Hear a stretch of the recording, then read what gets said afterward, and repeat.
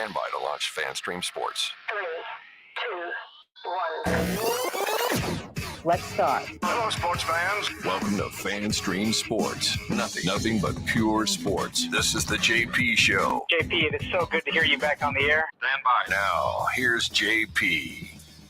All right, welcome in to another edition of the JP Peterson Show on this hump day. We have some surprising Buccaneers news yesterday. Jason Light, are you watching the show again? Are you watching the show again? I always know when Jason's watching the show because there's usually a corresponding move right afterward. Jalen Darden, bye-bye. Bye-bye. Finally, my goodness. Well, I'm kidding, folks. I'm kidding. But maybe, I don't know. Coincidence? Who knows? Welcome into the JP Peterson Show, brought to you by Emerging Investigations and the Jeeves Law Group, JEEVES lawgroup.com. I am just hyped up on this Wednesday. I'm so happy. Even though the Lightning kind of laid a turd last night, that was not their best effort by far.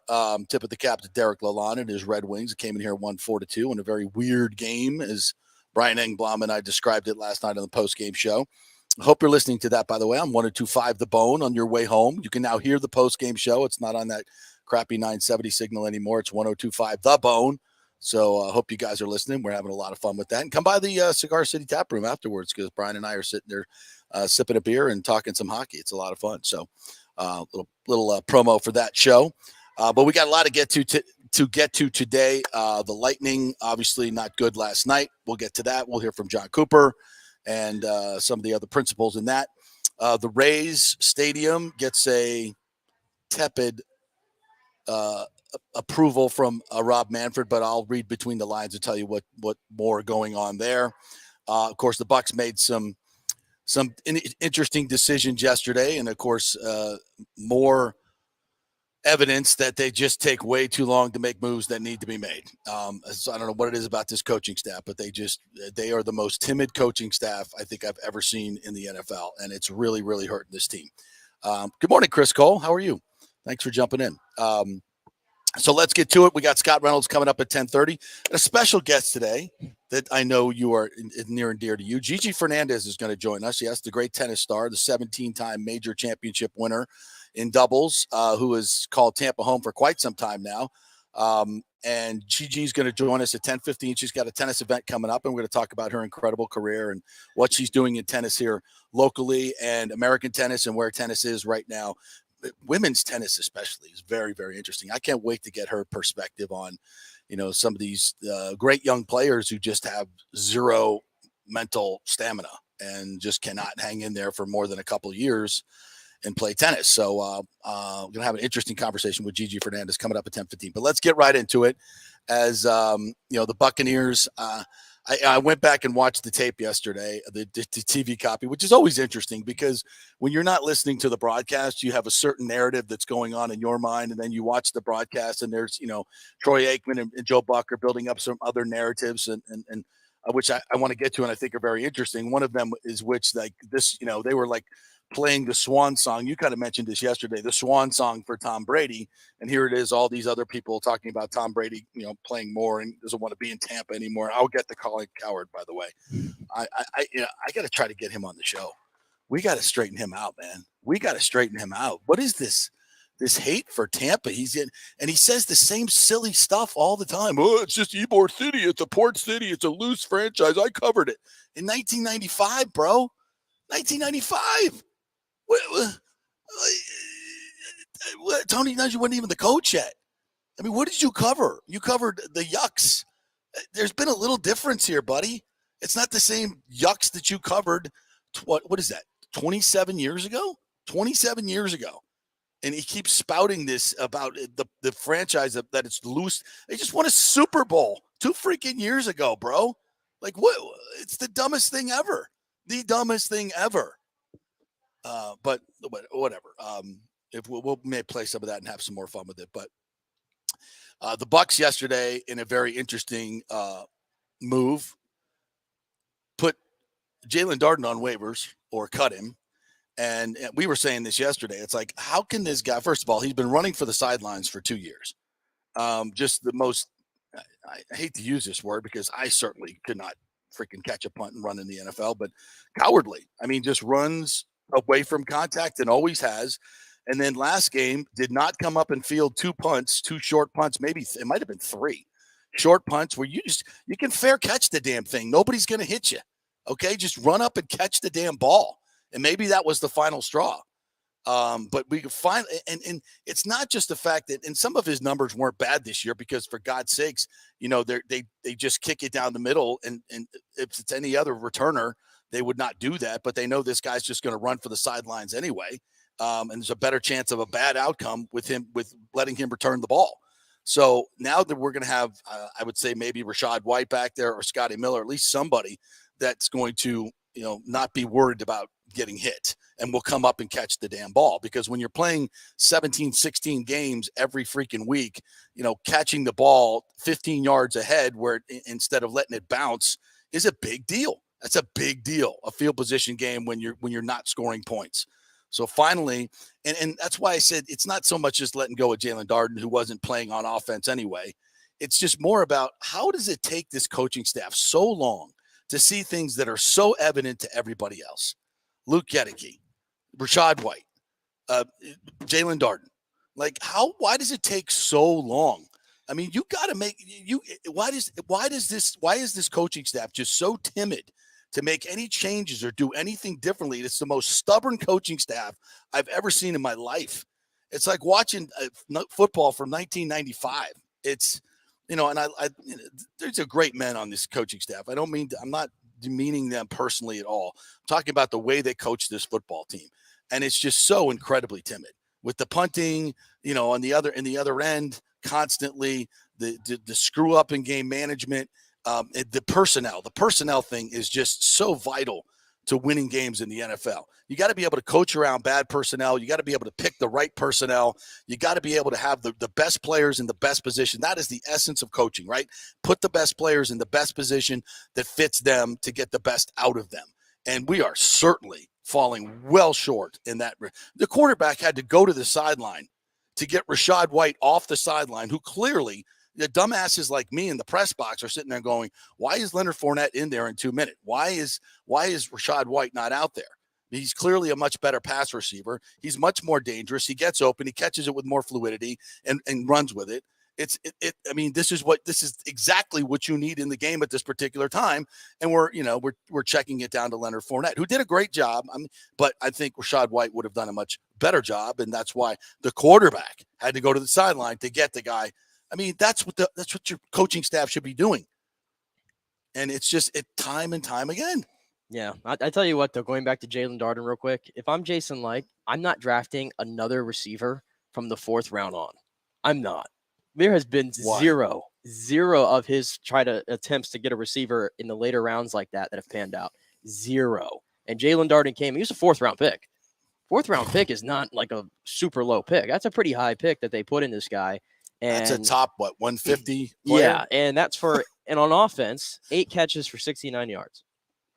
In 2 years. In 2 years. That's Jalen Darden right there. Now, this year, he was 7th in return average, I believe. But I don't care about that. I don't really care about that. I watch every return. My eyes tell me all I need to know. He should be first, and he doesn't come up and catch the ball because he's afraid of contact. Yeah, but it's just Jalen Darden has now entered the Tyler Johnson realm of just super busts that they've had in the days. Go back to Kenny Bells, the Robert Herons. He has tried to hit on these smaller profile guys. Yeah. Scotty Miller is trending towards that direction now. Yeah, at least we got some production. We got some production. He had some good times. I would not touch a single receiver in the later rounds because his hit ratio it's non-existent right now.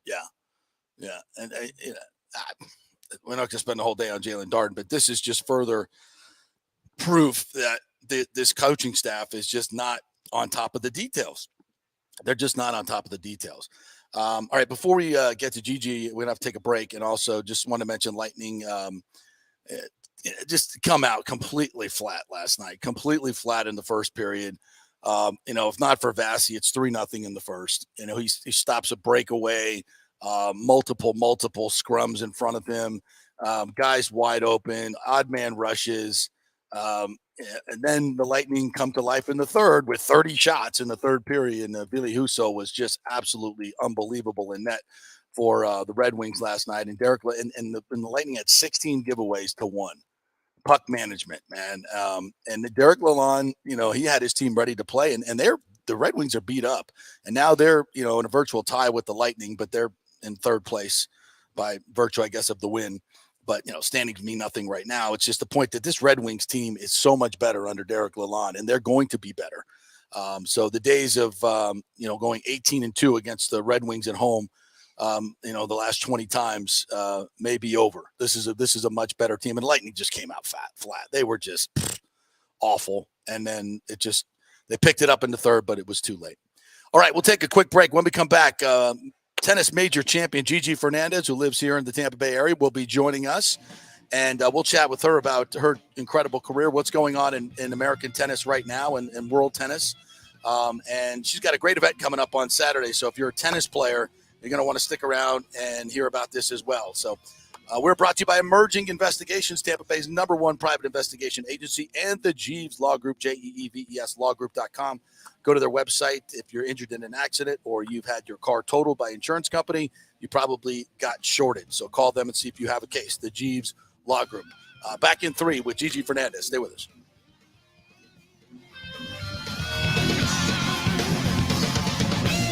JP here for the Jeeves Law Group. I've known Scott Jeeves for quite some time, and he's just like us, a huge college football fan. He loves his Gators. In fact, he sponsors our Gator Report every Thursday at 11 o'clock with Scott Carter from FloridaGators.com. But he's not just another PI attorney. He is a ferocious advocate for his clients. Scott Jeeves is a board-certified civil trial lawyer and a certified circuit court mediator practicing in Tampa Bay for over 30 years. He is an AV preeminent rated civil trial lawyer and certified circuit court mediator. Folks, these designations are not just given out. They're given only to the best trial attorneys. But more than anything, Scott takes these cases personally. I've heard it from his clients. He's a fighter you want on your side. Insurance companies hate it when they see you're represented by Jeeves. He's just different. 727-894-2929 or go to JeevesLawGroup.com. That's JEEVES lawgroup.com and tell him JP sent you. Now is the time to make sure your home insurance is in order. In the last year, many of us have made improvements to our homes. So call the folks at Italiano and discuss these upgrades to make sure you have enough coverage. According to a recent report, almost 64% of homeowners don't have enough insurance on their home, which is their most valuable asset. Also, a great time to make sure you have flood insurance. Even if your mortgage company does not require flood insurance, your home could still be at flood risk. Another big item as we enter hurricane season is making sure your pool enclosure is added to your policy and there will be no issue at claim time. That happens a lot.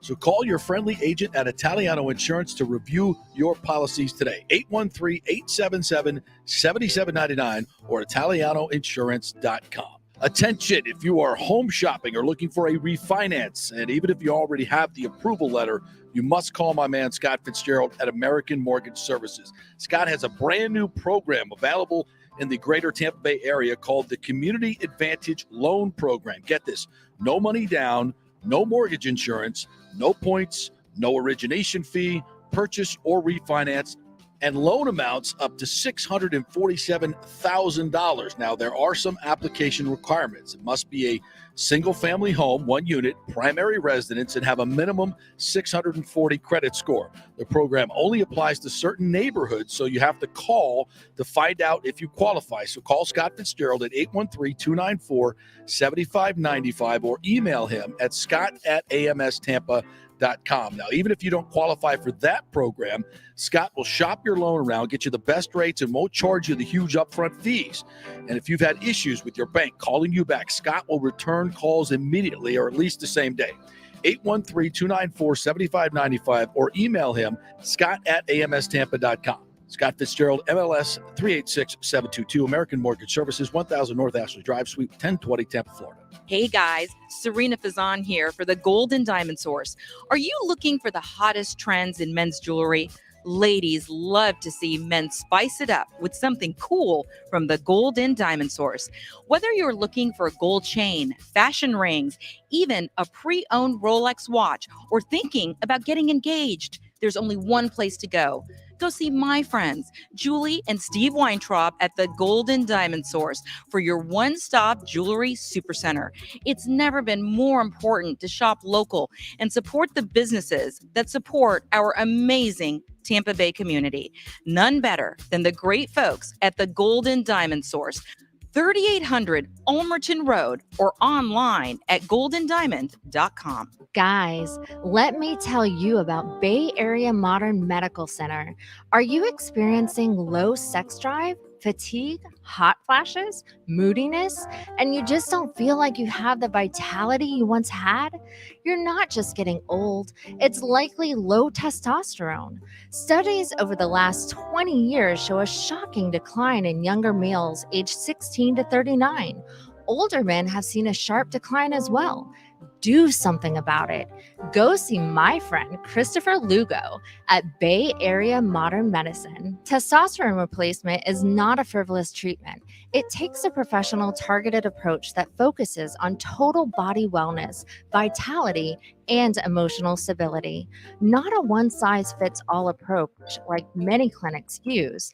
They will monitor your blood work and adjust your treatment as needed for optimal results. Call 844-977-3477 or go to BAMMC.com. Tell them JP sent you for priority scheduling. Coming back at you. Now, more with JP on FanStream Sports. It's only just begun. All right, welcome back to the JP Peterson Show on this Wednesday, brought to you by Emerging Investigation and the Jeeves Law Group. We want to welcome in a 17-time major doubles champion in tennis. 6 U.S. Opens, 5 French Opens, 4 Wimbledons, I think it is. It's hard to keep track. Something like that. Joining us here. How are you, Gigi? Good to see you. Good. How are you, JP? How are you, Nick? Fantastic. Great. How you doing there, buddy? I'm doing great. It's great to Hey, have you. welcome secret. Nick is my nephew. How about that? Everybody Small knows. world. And, he did mention a little something, since it's in the holiday spirit, a little, secret that we were going to throw out at you that evidently your kids got you a Grinch pajamas because you're a Christmas Grinch. Is this true? No. I do have Grinch pajamas, but I am not a Grinch. I am. Of course you're not. Love Christmas. My favorite time of the year. Absolutely. Fantastic. I love Christmas too, but sometimes my kids say I'm the Grinch, they don't, especially when they were young, if they didn't get exactly what they want. And the Grinch is my favorite show. So it has a special place in my heart. So you have a big event coming up on Saturday at Innisbrook, and you're doing something with Innisbrook now. So that's awesome. Everybody can come out and get your great knowledge especially in doubles tennis. Tell us about it. Yeah. So I became the touring pro at Innisbrook beginning of the month, November 7th. And we're sort of reshaping Innisbrook, trying to bring it back to its old glory. So I'm very excited to be here. I've been here for 4 or 5 years doing just one-off camps. Have brought the Bryan brothers, Martina Navratilova, Chris Evert to do camps here with me. Oh, wow. So now I'm like more permanent. So now I'm here on a full-time basis and teaching local adults and juniors.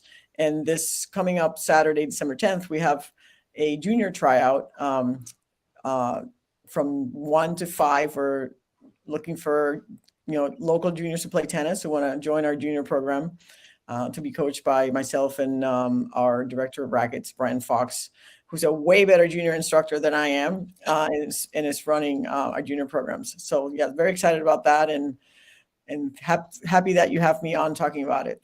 Well, yeah, tell me a little bit more about it. If there's some parents out there like myself, I've got 2 young stepkids now that are, every time I ask them what sport they want to play, they always say tennis. They want to play tennis, which is, I'm sure, great for you to hear. And it's such a great game. I played it growing up. It was in South Florida. I just loved it.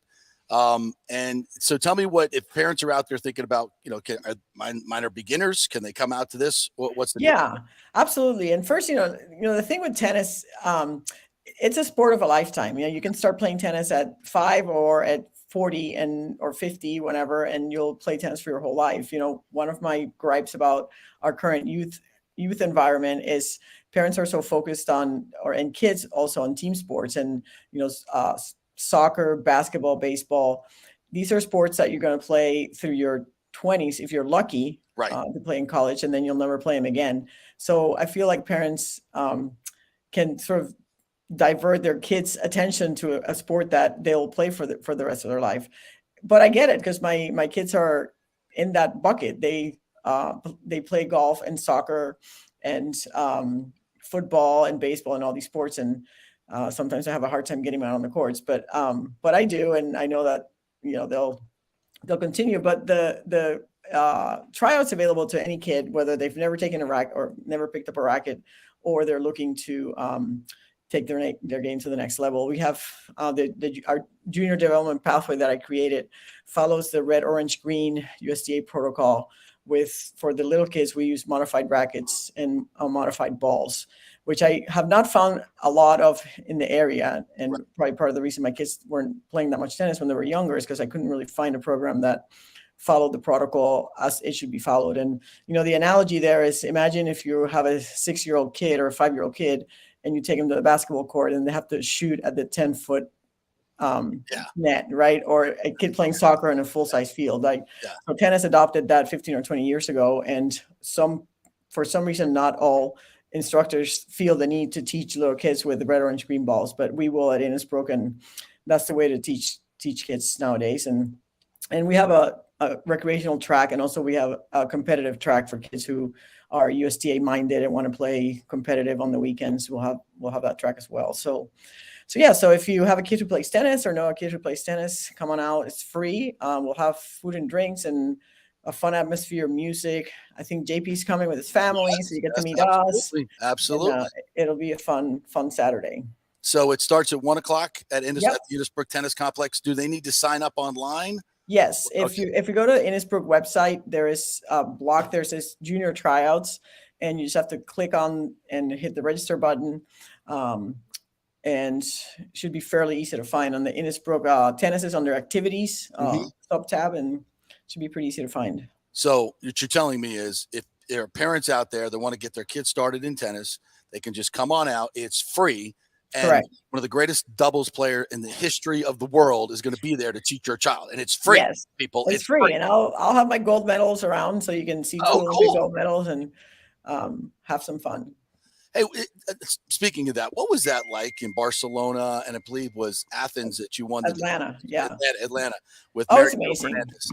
What was it like playing for your country like that? It's pretty cool. I mean, it's kind of surreal because when you're a kid growing up, you think, oh yeah, I want to represent my country in a sport. If you even think that, like, who thinks that, right? I mean, you don't think that when you're a kid. I mean, I think you start thinking that when you become good at a sport, but it just seems surreal when you actually walk into the stadium. And, most people ask me what was the coolest part of the Olympics. And yes, winning the gold medal was great, but, so not many people get to win a gold medal, but just walking into the stadium, we were in the tunnel waiting to go out to the Barcelona stadium in particular. We were in a tunnel. In Atlanta, we came down a hill, so we weren't in a tunnel, but we were in this tunnel waiting to go out. And the entire delegation, which is 680 athletes, started chanting USA, USA, and it was like reverberating. And my hairs rose then. They're still rising. It's like a moment you never forget. So just being a part of the Olympics is special, whether you win a medal or not. And you had the opposite effect at the 92 Barcelona games in the gold medal match, because you were playing Conchita Martinez and Arantxa Sanchez. That's right. Picario, and I'm guessing the crowd was a little against you that day. What was that like? Yeah, they were biased clearly, and I have a funny story about that. We were playing in a packed stadium, except for there were 2 empty seats, and it was kind of weird. Like the whole stadium packed, 2 empty seats, and Mary Jo and I are cruising. We're up 6-2, 3-1, serving. I'm serving 30-15, a couple points away from getting up 6-2, 4-1.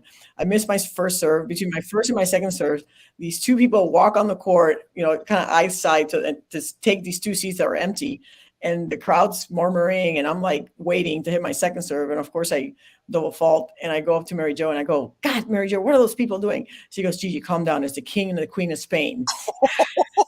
So the king and the queen were showing up at the gold medal matches, and then the Spaniards would elevate their games throughout the games. So sure enough, they came back and won that set. They won 6 games in a row from the moment the king and the queen showed up. We got down 2-love in the third, and then finally we were able to turn it around with the third set. But it was probably my most fun match of my career was Wow. that one. Yeah, the king and the queen showing up in the middle. That's bad. That's bad form for them. Yeah. You show up at the beginning. Gotta wait for the change of ends, right? I mean, it's tennis. Come on, where's the etiquette here?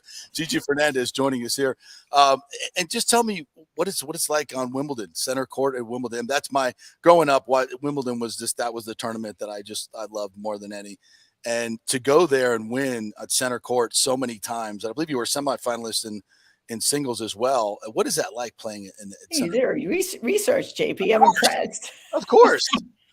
I was a big fan of yours long before I met you. So just so you know. Well, we go way back because we met in the 2000s and went and played some golf together. Did some local programs. Playing Wimbledon was very special. I think for people in this part of the world, that's what you kind of grow up wanting to do. I mean, sometimes in Europe, people grow up wanting to play in Roland Garros because they're more clay quarters, but I think the rest of the world really grows up wanting to play Wimbledon or the US Open. So when you actually get on the center court at Wimbledon, the history and the tradition there is unrivaled. And, it's funny because when I was lucky enough to go and watch the Masters one time in my life. And when I walked into the Masters club, or whatever you would call it, I had the same sensation as I did when you walk into Wimbledon. There's just this sense of history and there's an aura about it that it's hard to explain. But walking into the center court, obviously, it's the same court. It's been there for over 100 years, and all the great champions have played on that particular court, which you don't have at any other Grand Slam. So it's pretty special. And I got to ask you before you go about modern tennis and even modern American women's tennis and men's as well. I mean, the Americans have just almost disappeared. Which is I don't know why. Maybe you can tell me why, but that's not true. Well, I mean, compared to your era, I mean, when Chrissy and yourself and Martina for that. I mean, you and the men with Sampras and we're not dominating. Yeah, we're clearly not dominating. Yeah. But tennis became a global sport. Back in the 40s, 50s, 60s, 70s, even the 80s, it was very American, Australian oriented. Like it was not a global sport, and it turned global. And, we're competing with, a kid from Russia who uses tennis, or from Serbia, who uses tennis to get out and have a better life. So, it's sometimes it's tough, but tennis isn't doing so bad. I mean, we have more women players in the top 30 or top 20, I believe, than we've ever had. The guys are coming out. We have Taylor Fritz, who's top 10 now, and we have Jessica Pegula, who's number 3 in the world. Of course, Venus and Serena are on the way out. Their age has taken the better of them, but they're still. Well, Venus says she's still playing. I don't know. We'll see if that's going to happen or not. But yeah, it's again, we're competing with not only the rest of the world, but particularly in the United States, we're competing with all these other sports. Soccer, baseball, football, hockey. There's so many back when I was growing up, it was tennis or else. There was no other professional avenue for girls. So it's a lot to compete against. Well, listen, we'll be very excited to get out there, and the kids are really excited to meet you and you see your gold medals and maybe some of the other trophies you might bring. So we'll be there Saturday at Innisbrook. Starts at 1:00 from 1 to 5, and go to the Innisbrook website. I think it's Innisbrook. Just Google InnisbrookGolfResort.com. Yep. There you go, and just sign up, and it's free. So it's all right. Thank you. Thank you, Gigi. Thanks for having me. We'll take care. Bye, JP. Bye, Nick. Great, Gigi Fernandez. Sorry I didn't let you in there to talk at all. My bad. I was so excited to talk to Gigi. She really was one of my tennis heroes growing up. I was a huge tennis fan growing up. Loved it. Watch tennis all the time. I know it's one of your big passions. I know really, that a lot of people may not know about. It's kind of gone away though, to be quite honest. There's just no. I know she mentioned a lot of these names, and it's just they just don't resonate like they used to. They don't dominate like they used to, the American tennis. But we'll see if it comes back. All right, let's transition here to a little football. Our good friend Scott Reynolds from the Pewter Report joining us here. Is that a K-State shirt you got on there? I hope so. There we go. Of course it is. I'm surprised you don't have the hat matching as well. Big 12 champions, huh? I'm having a good hair day. That's why. How does that? Never for me.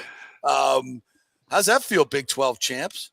It feels great. It was a fantastic Saturday. The only thing that could have made it better was a UCF win over Tulane, because I'm a closet UCF fan. It's my Florida team. So Nick, I feel for you, man. I was rooting for you. I already was basically getting my tickets ready for the Cotton Bowl. I was going to have a nice New Year's in Dallas, Yep. all excited. And now we're playing in Annapolis, Maryland. I know it it is. stinks. Good crab cakes, though, from what I understand. But Beautiful. I will say this: K-State won in overtime. The Lightning won in overtime. K-State hoops won.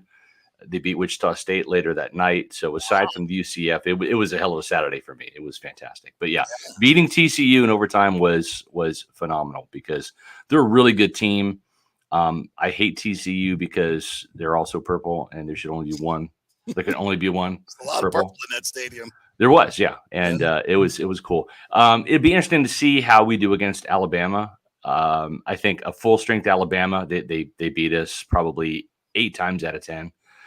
We'll see how many opt out players for Alabama there are. Mm-hmm. I will say this too. There was a strong belief in Tuscaloosa that they might be able to sneak in the college football playoffs. I've seen this before, this hangover effect of not being able to play for a national championship. Matter of fact, in 1998, Kansas State was the number 1 team in the college or in the coaches poll. We were number 1 in the coaches poll with Michael Bishop as our quarterback, Heisman Trophy runner-up. Remember him, yeah. And we were number 3 in the BCS, though, because of strength of schedule. We finally beat Nebraska that year. And UCLA won. You might remember this, JP. UCLA lost. What year was this? 1998. 98. UCLA lost. Tennessee was the number 1 BCS team. That was T. Martin, right? Yes. K-State was in the Big 12 championship game against Texas A&M. That win and that team. We lost in, matter of fact, Dan Campbell, Lions head coach, was a tight end for Texas A&M at the time. We lost in overtime in the Big 12 championship game, and Florida State went to the national championship and lost to Tennessee. But so you're welcome for that. Chris Wenke was hurt the week before. That's right. It was the Rooster. Yeah, and the Rooster beat Florida that day on a pass that went right. Who was the Gator defender? I forget who it was. He played in the NFL.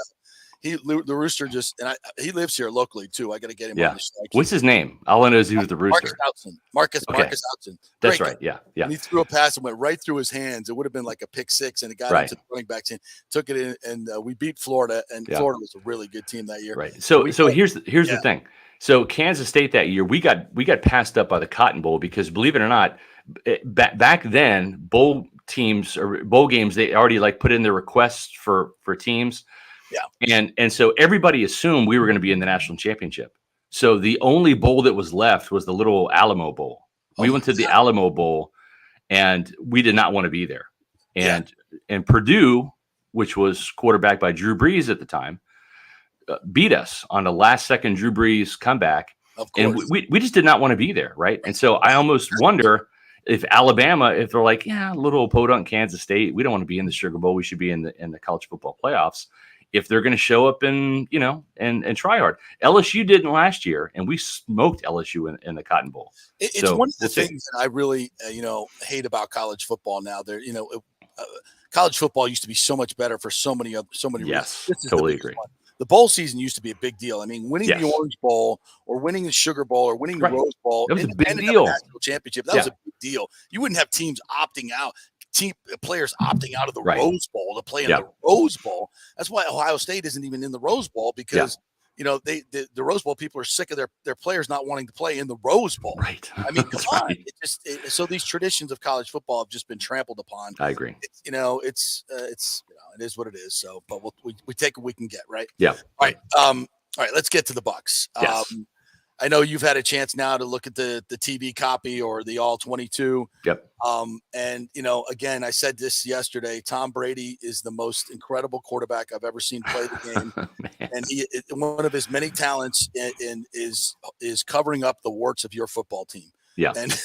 And that's exactly what he did on Monday night. He covered up, and his teammates, his offensive teammates who played really well in those last couple of drives.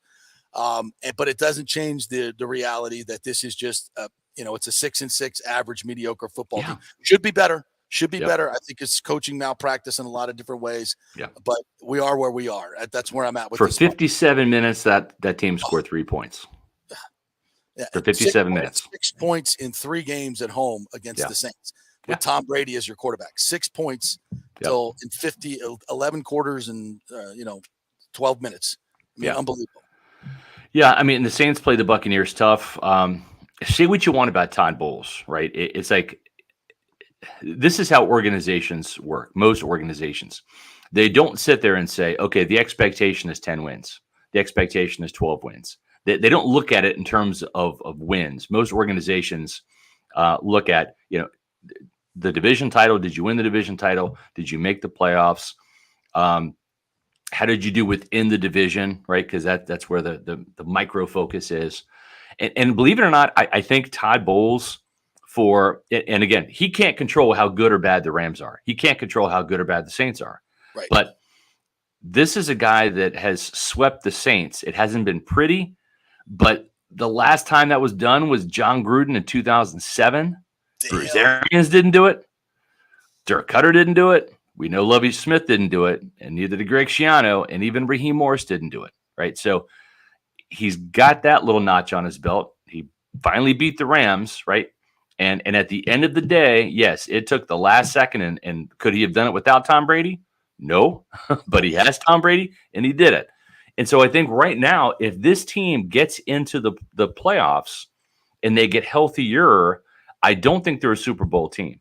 They're not going to be able to put up enough points to beat any of the top teams in the AFC, and they might not even get out of the NFC, right? They might not even make it to the championship game.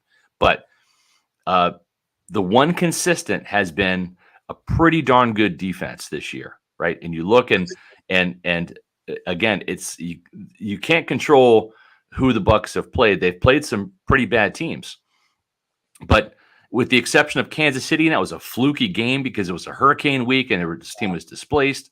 Yeah, they put up 41, but I mean, you look up and down the scores for the Buccaneers and what they've been able to do.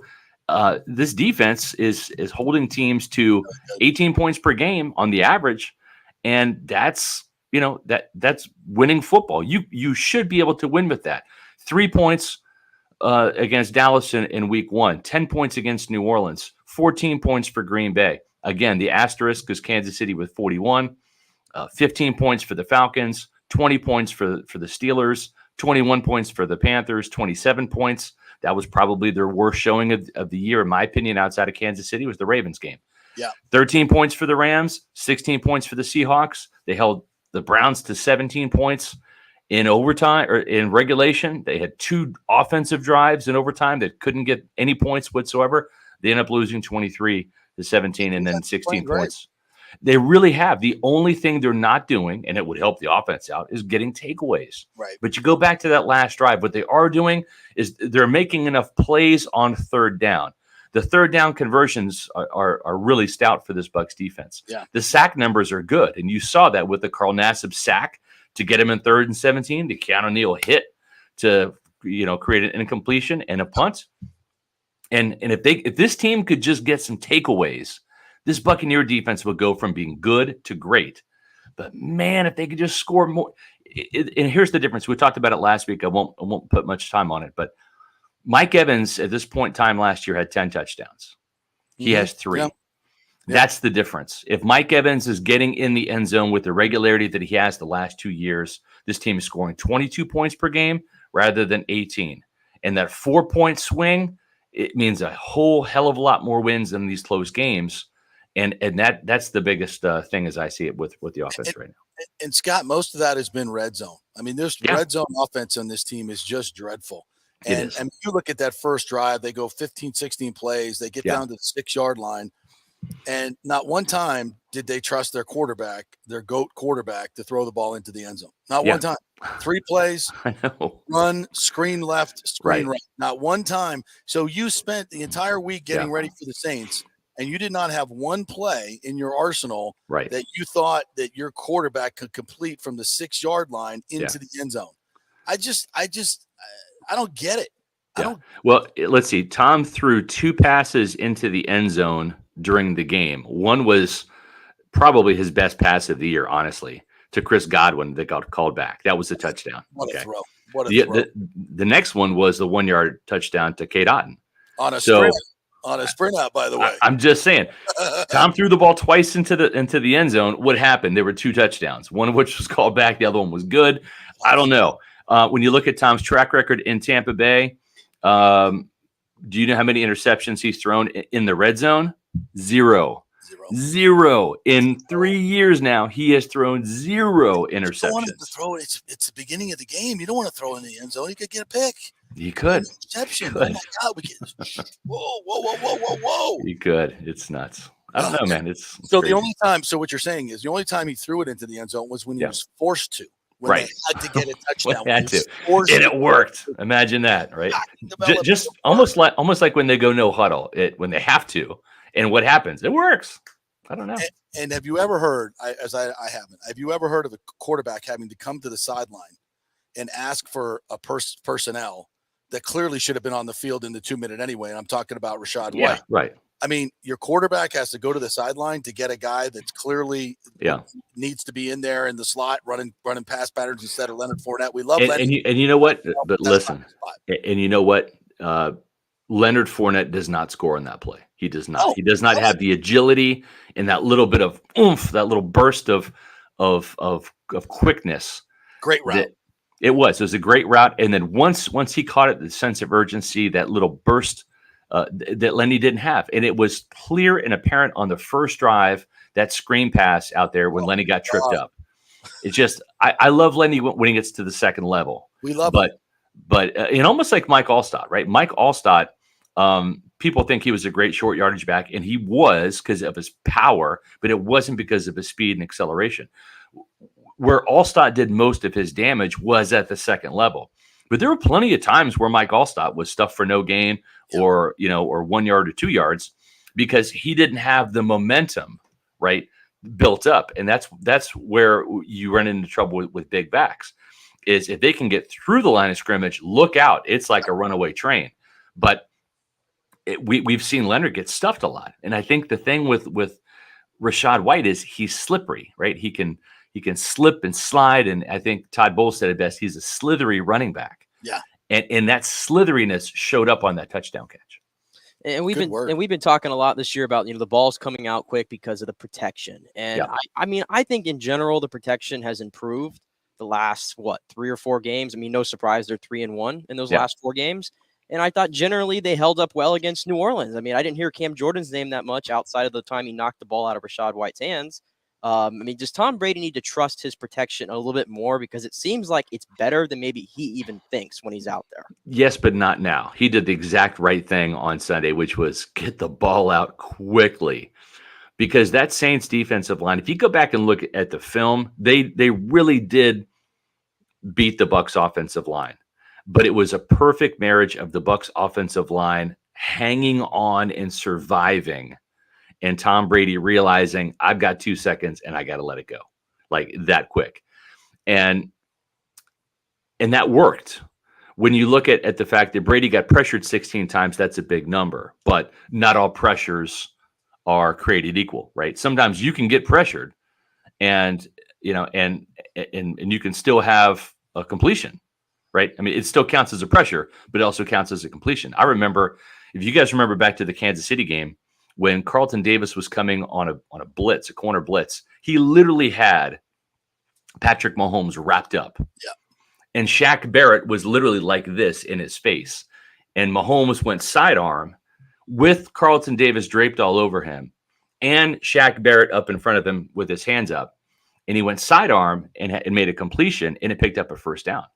Now, Pro Football Focus and the analytics people, they're going to credit Carlton Davis with the pressure and Shaq Barrett with the pressure. Right. But it didn't matter. So my whole thing is Brady got pressured 16 times. He only got hit 3 times. He only got sacked once. That was Shaq Mason giving up a sack. I thought Shaq Mason had his worst game of the year. But yeah, by and large, I think I expected worse. Let's put it that way. I expected Josh Wells to get slaughtered by Cam Jordan. It didn't happen. I expected Donovan Smith to give up a sack or 2 to either Marcus Davenport or Carl Granderson. It didn't happen. Were there some holding penalties? Yes. Yeah. Was it pretty? Absolutely not. But was it effective enough for Tom? Yes, it was. Now, if that's Blaine Gabbert, look out. If that's Kyle Trask, look out. It's ugly. But with Tom, And what the offensive line did, which was enough, it worked. So, Scott, I've had a couple people talk to me about this, the hurry up offense, the no huddle offense. And we talked a little bit about this yesterday. And I know you can't do it all the time, but you can do it more than just in the 2 minute. Yeah. And it doesn't have to be a hurry up offense. You can get to the line, and stop and take your time and wait for the clock to run down. People think, a no huddle offense, you're going, every 9 to 10 seconds. You can do that. This is not like Gus Malzahn's offense, right? You don't have to. It's like go, go, go, go. But I kind of see it like this, and I'd love to get your thoughts on this. What it does, the no huddle does, is it neutralizes the defensive coordinator's advantage over our offensive coordinator. Mm-hmm. So the defense coordinator, who's come up with these great schemes all week long with certain personnel that he can move in, we would call their exotics for the week, right? Yes. That they want to implement during the game. Well, you can't really get to those things as well because you got to have the same personnel on the field. So now Brady, it's more an even play. And Brady, up against a more vanilla defense without substitutions, I'll take Brady all the time. And even though Byron's still in his ear in the no huddle, and Brady has much more control, but I just think it neutralizes the advantage that the defense coordinator has on our offensive coordinator, which is clear. Yes. And so that's why I think it works so much better, because Brady can get a great pre-snap read. He knows where everybody's going to be, and he's been more efficient. And you can do that in the middle of the game. Yeah. And I've heard people say, "Well, what if you go 3 and out?" Well, guess what? You're going 3 and out anyway. You're going 3 and out. How about we change things and maybe you won't go 3 and out 7 times a game? So, what do you think about the whole hurry up or no huddle? You can do that within the context of a drive too. In other words, you can come out and huddle and run a play, and then you can run another play. Let's say it's a quick 10-yard pass to Godwin, first down, right? Then after that play, let's say you run the ball, Fournette gets 4 yards, it's 2nd and 6. You can get right to the line within that series and go huddle up, right? And here's where it worked to perfection, mostly in 2020 and 2021. When the Buccaneers had Rob Gronkowski and Cam Brate, right? When they went like a double tight end set, and then you had Mike Evans and Chris Godwin and Leonard Fournette, right? What would happen is you would trap teams into like a base defense, a base 4-3 defense, because that's double tight. The Buccaneers first down, they're going to come out and run with 2 tight ends, etc. But then within that same personnel grouping on 2nd down, right, all of a sudden Brady's in shotgun, right? Fournette splits out wide. Brate and Gronkowski are wide. And what I mean wide, like in the slot, right? And now all of a sudden within that same personnel grouping, you're in base defense. And now your linebacker is out in the slot covering Gronkowski. Your other linebacker's in the slot covering Fournette, right? And Brady's in shotgun. And essentially it's 5 wides. And you're not in nickel, and you're certainly not in dime. And I think that's where, with personnel, the Buccaneers really had some advantages, right? And that was so frustrating about when the Buccaneers under Leftwich this year, especially without Gronkowski, when they would go to these 13 personnel, which is 1 running back, 3 tight ends, or they'd go 13 jumbo, right? Because you can have 5 eligibles. When you go 13 jumbo, that's 1 running back, it's 3 tight ends, which on this team, Cam Brate, Kieft, Cade Otton, right? And then jumbo, you're bringing in Josh Wells or Brandon Walton. Okay, well, guess what? You have to run the ball. You have to. Because if Brady sees a defensive front he likes, he can't audible out of it. Really, who's he going to throw to reliably? Josh Wells, Kieft. I mean, on occasion, yes, but that's why I like running out of 3 wide receiver sets. It's a lighter box. You're a nickel rather than base, and it gives, if Tom Brady wants to throw the ball rather than run it on 3rd and 1, he's got better options to choose from. So it is about personnel, and I think that right now they don't really have great personnel to run some of that in series no huddle. No huddle, And I think that's really what was so effective before.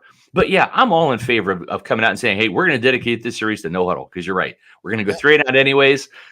We'll just do it a minute faster than we normally would. It doesn't have to be that. You can take your time at the line. You can, yeah. The key is not allowing them to substitute and to stay in a regular defense. Correct. So looking ahead now, they are 6 and 6. Yeah. They are in first place still. Yeah. And I believe every loss except for the Kansas City one, despite all these issues, has been, I think, a one possession, right? Just about. Yeah. I mean, Just about. if you look at the scores, yeah, we're talking about 14-12 Green Bay, with the exception of Kansas City. You're looking at 27-22. That's a 5-point margin. The Carolina game was an asterisk because they just didn't show up. 20-18. You're looking at a 6-point difference with Cleveland. So yeah, pretty much they're in these games. I'm trying to have some optimism here because like playoff seeding like does matter, I think, a little bit. And if they beat San Francisco this week, they're only one game behind them, I think, in the grand scheme of it, to try to not have to play like a Dallas or something in the first round. But am I out of like that game that I'm saying this? Do you think the 49ers, even with Brock Purdy, probably have a better chance of moving the football than the Bucs do in this game, even though he's making his first career start, given everything that we've seen so far? Yeah, just because of Kyle Shanahan. I mean, right? Yeah. It's just coaching. I think that's where it is. At the same time, and I don't know why I'm even saying this. Someone needs to slap me. If somebody were here, I would just say, walk in and slap me. I think they're going to win this weekend. I think the Bucs are going to. I do. Thank you. I appreciate that. Thank you, sir. Can I have another? Listen, the 49ers do a very good job of taking the ball away. The Buccaneers do a very good job of not turning the ball over. Now, Brady threw a pick against the Saints, and the Saints are going to Saint. Okay, Brady just does not play good against them. This was his best game. He still threw a pick. Didn't really play that well until the last couple of drives. But I'm going to take this game kind of out of the context. I think Rachaad White fumbled. That's just a great Cam Jordan play. Yep. If the Buccaneers protect the ball like they're capable of, it's going to make things harder for the 49ers because they're good at taking the ball away. If the Buccaneers can not turn the ball over, I think they've got a legitimate chance of winning out there because the Buccaneer defense is playing well. At some point in time, they're going to get some takeaways. And we've all seen the rookie quarterback kind of come off the bench, in the moment and the Bucs. And right and shine. But now that there's some film on him, I think Todd Bowles is going to scheme up a new wrinkle or two and get to him. And listen, I love the wrinkle last week, right? Having Vita Vea at a linebacker level, right? Yes. Levante there. Yes. I mean, you talk about messing with a guard's head, right? It's like, okay, Levante's right here, but damn, they're putting that 350-pound bull off the line of scrimmage and coming at me with a full head of steam. No, and it worked, man. It's like all of a sudden, it's like you see the guard take a step towards Levante, and all of a sudden, here comes Vita Vea right in his face, and he's like, "I'm going to block Vita Vea." Levante goes right by him, right by Andrus Peat, and sacks Andy Dalton. And it was a great wrinkle by Todd Bowles. I think he's going to have some things cooked up for Brock Purdy, and this team is due for some takeaways. I think that they are. And did you see? I watched a little bit of that game. Brock Purdy, he played tremendously well. He did. And you've seen him in the Big 12. You've seen him. Oh yeah. He's a great quarterback at Iowa State. I can sling it. He's a good player. Yeah. Like Todd Bowles said, he's got some moxie. He's a gamer, right? Yeah. It reminds me a little bit, and I'm not to bring up bad memories, but of Pratt, the Tulane quarterback, very kind of similar way. It's like, and listen, I say that only because Tulane beat Kansas State too. I say that with empathy. You know who he reminds me of? Kurt Warner. Yeah. And a better athlete too. Yeah. That's a better athlete. He actually looks like he's playing arena football. His release is so tight and it's so he's good. He just gets it out, and it's so accurate too. I was talking with Ryan Griffin about him on Saturday. We were texting. Griffin went to Tulane. And so obviously he's interested. He was texting me about Kansas State. I was texting him about Tulane, and he loves him. He's like, this guy's a legit NFL player. I talked with some Buccaneer scouts; they feel the same way. And Max Duggan too from TCU. I have all the respect in the world for that guy. He scored on that play too, by the way. He didn't score on that play. He didn't. His elbow was down. Okay, don't take away that defensive stand from me. Don't do it, JP. I'm not going to let you do it. At the 1 yard line, the ball should have been at the end. It should have been closer. I would give you that. But listen, I'm never going to defend the officials, so I'm just not going to go there. But listen, but it's those type of quarterbacks, right? A Taylor Heineke in Washington, right? So sometimes you don't need all of the big strong arms and all that stuff to wow you because I'm not picking on Blaine, but Blaine was that top 10. Yeah. He looks like what a quarterback should be, right? Absolutely, yeah. But Joe Montana did not, right? And there's guys that just are physically underwhelming. Tom Brady, prime example, 6th-round pick. Yeah. That can make it in the league and not be that prototype. Dak Prescott, I think, is another great example in 3rd round. They got to get an opportunity, and you know who does? You know who makes it of these opportunities? Like Tom Brady. That was a good football team he was with. That's right. Good coaching staff. So when he got his opportunity, he shined, and his talents were maximized because he was with a great team. These great rookie quarterbacks come into the league, and they're with horrible teams 9 times out of 10. So for Purdy, who's not a physical specimen, but is played 4 years in college, started 50, 60 games. He knows how to play football, and none of this stuff overwhelms him. Correct. And he's not going to be nervous, and he's just executing an offense that is absolutely loaded around him. He just has to be a point guard, and he'll be effective. So, I'm not going to say he's not going to be nervous, because this is kind of what I'm getting to. Sometimes when you come off the bench in that emergency situation, right? Yeah. It's like the adrenaline's running. You don't have time to think. It's just like, boom, you're there. And it's almost like, it's almost like the first time I shot a deer. I was 16 years old. I was in a tree stand, and like all of a sudden I was like daydreaming, and I was like early in the morning, and all of a sudden I hear this rustling, and there's a friggin' buck 20 yards away from me. Didn't even have time to think. It was just like right there, right? And that's kind of the thing. It's like when you hear the deer and it's like kind of milling around, and finally, comes into range, you get buck fever, you start shaking and all that stuff. That can happen. And I just wonder with Brock Purdy, now that he knows he's going to be the starter this week, yes, he's going to be more prepared throughout the week, but he's also going to be thinking about it too. Yep. And is he going to get like a little amped up? Is he going to be a little excited? This is my first start. We'll have to see. He is a calm, collected dude, but that was at Iowa State. I want to see how calm and collected he is in the first quarter of this Bucs game. I remember Trent Dilfer. I mean, you remember Trent Dilfer. He would come out so amped up, like the first quarter, he'd have 3 or 4 passes just sail over dudes' heads just because he was so amped up to be out there. So we'll see how Purdy is in the first quarter. But even more than Purdy, to me, man, this is about, I'm a big physicality guy. I still believe the most physical team wins almost every game in the NFL. And this 49ers team is badass. They are. They beat you up on the offensive line. They beat you up on the defensive line. And I don't think the Bucs offensive line is undersized. You got big hearts. Yep. They're undersized. The Bucs defensive line, it doesn't really scare anybody, when Akeem Hicks is healthy and Vita Vea is healthy, and going a little bit. But I just think the 49ers are so much more physical than the Bucs, and I think that's what's really going to get the Bucs exposed in this game. I could be wrong. Perhaps. I will say this.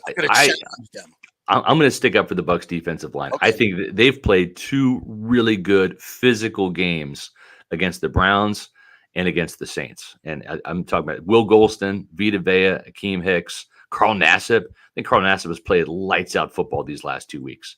Matter of fact, I think he should be starting over Anthony Nelson. Chubb ran all over him, bro. But some of that and over him. Some of that is safeties and linebackers, because it's all about gap. It's about gap integrity, right? Some of those gaps are not responsible for the defensive linemen. Not responsible, right? Because you got 4 defensive linemen, right? And if you're either in a 3-4, you have 3, or you've got 4. Some of those gaps are Joe Tryon-Shoyinka, Mike Edwards, Levante David, Devin White. So it's not all on the defensive line. I'm saying the defensive line. The defensive line, I think, is played really good. And as a matter of fact, the guy that's really got to step up is Joe Tryon-Shoyinka. He's not played that well against the run. He's been a little too invisible for me rushing the passer. Everybody's going at him. You can They are. And so I'm almost inclined to say have him come in as the designated pass rusher this game. Totally start Carl Nelson and start Anthony Nelson, because Carl Nassib and Anthony Nelson. Those 2 guys are more physical, more stout, bigger bodies, and I think that might be the way to go this week. And then bring JTS in on those obvious pass rushing downs. And Scott, I could talk to you forever, so tell me when you got to go. This is one of my big problems with the coaching staff, and it gets to what happened yesterday with Jalen Darden. Yeah, They don't recognize weaknesses early enough. I mean, Gedeke played 4 weeks too long. Yep. It was clear in week 2 that he was over his skis and it wasn't going to work. That's right. But you put him on the shelf for a little while, he'll get better. Yep. Rashad White. All these personnel decisions, K-Dot should be playing. They're too slow. Jalen Darden, I agree. Bad I punt agree. returner for 2 years. He did. I mean, this game he doesn't come up and catch a fair catch, dude. I They're know. not gonna hit you. Put your arm up. They can't hit you. I know. Still won't come up and catch the damn football. Yep. He was a coward. He ran like a coward. Fans have been talking about this for 2 years. It took I them know. 2 years to finally realize this. Yeah, I'm writing about it this week. Why did it take this coaching staff so long to make an adjustment? Yeah, it's nuts. It's funny because exactly what you're saying. The first thing pops in my mind back in my Pop Warner days were we were a 1 year we were a 4-3 team, and I had a 3-4 defense lined up for the playoffs, and we've been practicing this behind the scenes for weeks. We hadn't unveiled it. I wanted to save it for the playoffs as either a just surprise, you change your defense, come out in 3-4, and we were rolling in this 3-4. Like, it was exciting stuff. And we played the new Tampa Tigers, and they were just gashing our weak side linebacker with counters and stuff. And I waited till halftime. We were down by 7 or 10 points. Head coach is looking at me, and he's like, dude, it's time. I'm like, I know. Had to switch to 3-4. And we came back, and we shut them out in the second half, came back and won. And it's like, sometimes you got to do stuff in game. Sometimes you got to do stuff that week. It's got to be quicker. It's got to be faster. And I wholeheartedly agree with you. Sometimes you can't wait.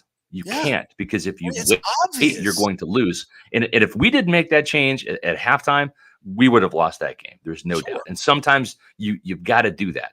And it's maddening. I mean, again, it's like, I'm not taking credit for it. If this was Rick Stroud or Greg Allman, I would be giving them props for it. But it shouldn't be, hey, Byron, on 3rd and short, you want to maybe try to run with 3 wide receivers and nickel defense and not have a loaded box. And then he does that the next week against the Rams, and it works. Like, why don't you think of that? Because you're getting paid to think of that. And you know a hell of a lot more about football than anybody in the media room does. But why did it take... Yes. Yeah, but why did it take halfway through the season for you to realize, the 13 personnel and 13 heavy isn't working? I don't know. It's maddening. Well, and because you have an undersized interior offensive line, right? It's this just in, man. That ain't Kappa and Jensen and Marpet. That's right. No disrespect, but yeah, it's different. No Gronk, different dudes, man. Right. You can't just do the same thing you did. And they still think they can push people off the ball. Have you not looked at your own film? You can't block straight ahead. Your team cannot move people, even in double teams. So if you're going to run the football, get it outside. Do some counters. Get some angle, some trap blocks going, because just zone blocking and move. You're not moving anybody. You're not moving anybody. One of the things I learned that really, really helps me in my job today from Pop Warner is it doesn't matter what you want to do. What can you do? What does your personnel allow you to do?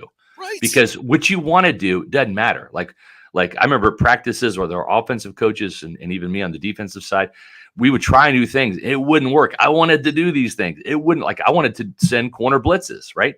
And I couldn't find kids that would just like, hey, when you're running at the quarterback. Right. Like, that's all you're doing. Yeah. And I'd have guys in practice that would sit there and start running at the quarterback, and the quarterback would go to throw, and they'd stop. I'm like, go get him, hit him. Like, and so we couldn't run the cornerback blitzes 1 year because I didn't have cornerbacks that would listen and follow directions. Your job is to run and hit the quarterback and sack him, not stand up there and try to bat the ball down or whatever, right? Because the quarterbacks would sit there and pump these corners, get them up in the air, then they run, and now you've lost contain. Play to your personnel. You got to play to your personnel, and that is whether it's Pop Warner or the NFL. You got to play to your personnel. And I agree with you, JP. I think sometimes Byron Leftwich is having flashbacks and thinking he's got Marpet and Ryan Jensen and Kappa and Gronk, and he just doesn't. No, different dudes.